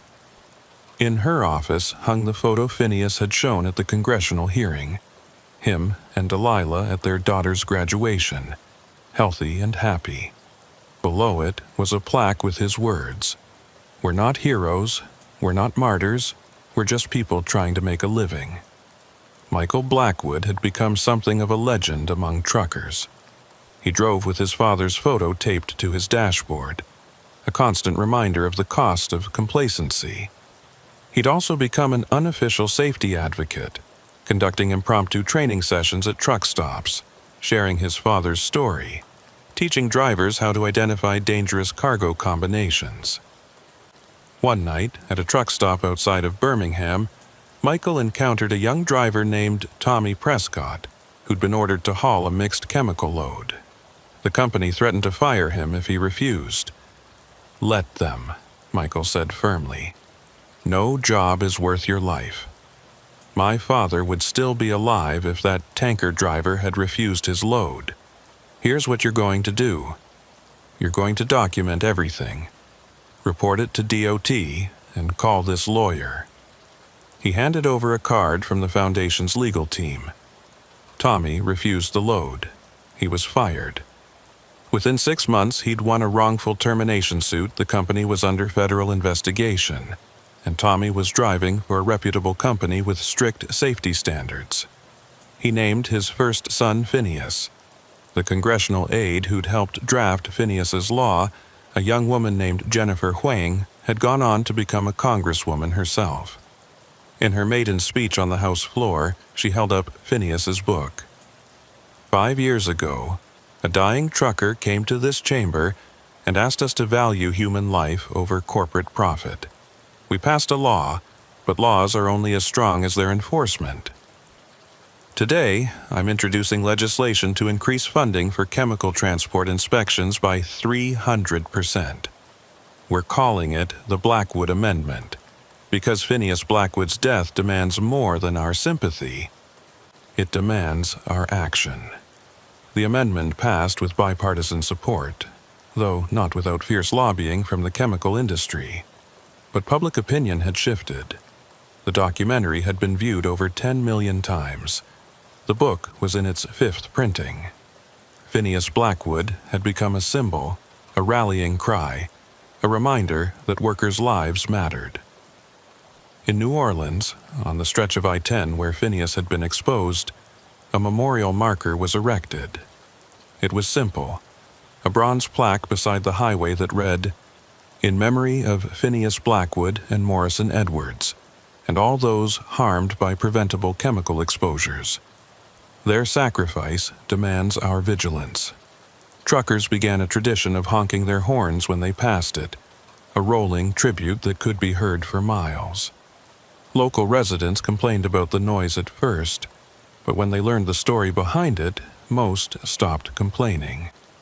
Some even stood on the overpass during shift changes waving at the trucks, a community united in remembrance. Delilah lived to see most of these changes, though her health never fully recovered from the stress of Phineas's illness. She spent her remaining years working with the foundation, speaking at events, keeping her husband's memory alive. When she passed peacefully in her sleep 5 years after Phineas, her final words to Michael were, "Tell them your father's story. Never let them forget." The funeral was almost as large as Phineas's had been. Truckers, advocates, survivors, politicians. They all came to honor the woman who'd stood by Phineas through his darkest hours, who'd continued his fight after he was gone. Sarah Blackwood, Phineas's daughter, had become a doctor specializing in occupational medicine. Inspired by her father's struggle, she established free clinics in industrial areas, providing screening and treatment for workers exposed to chemicals. Each clinic had a photo of Phineas in the waiting room with a simple caption, "Your life has value." My father died believing he'd failed as a provider, Sarah said in a speech at her medical school graduation. He couldn't work, couldn't support us financially, couldn't be the strong protector he'd always been, but he provided something more valuable than money. He provided change. He supported not just us, but thousands of families by making their work safer. He protected more people with his advocacy than he ever could have with his physical strength. Even the legal system had been transformed by Phineas's case. The precedent, set by the successful prosecution of Pelican Chemical Transport, had emboldened prosecutors nationwide. Chemical companies could no longer hide behind corporate veils and bankruptcy protections. Executives were being held personally liable for safety violations. Insurance companies were demanding stricter safety protocols before providing coverage. A Harvard law professor wrote in a legal journal, "The Blackwood case represents a fundamental shift in how we approach corporate accountability. It's no longer enough to pay fines and move on. Real people face real consequences for putting workers at risk." Phineas Blackwood didn't just change transportation law, he changed corporate law.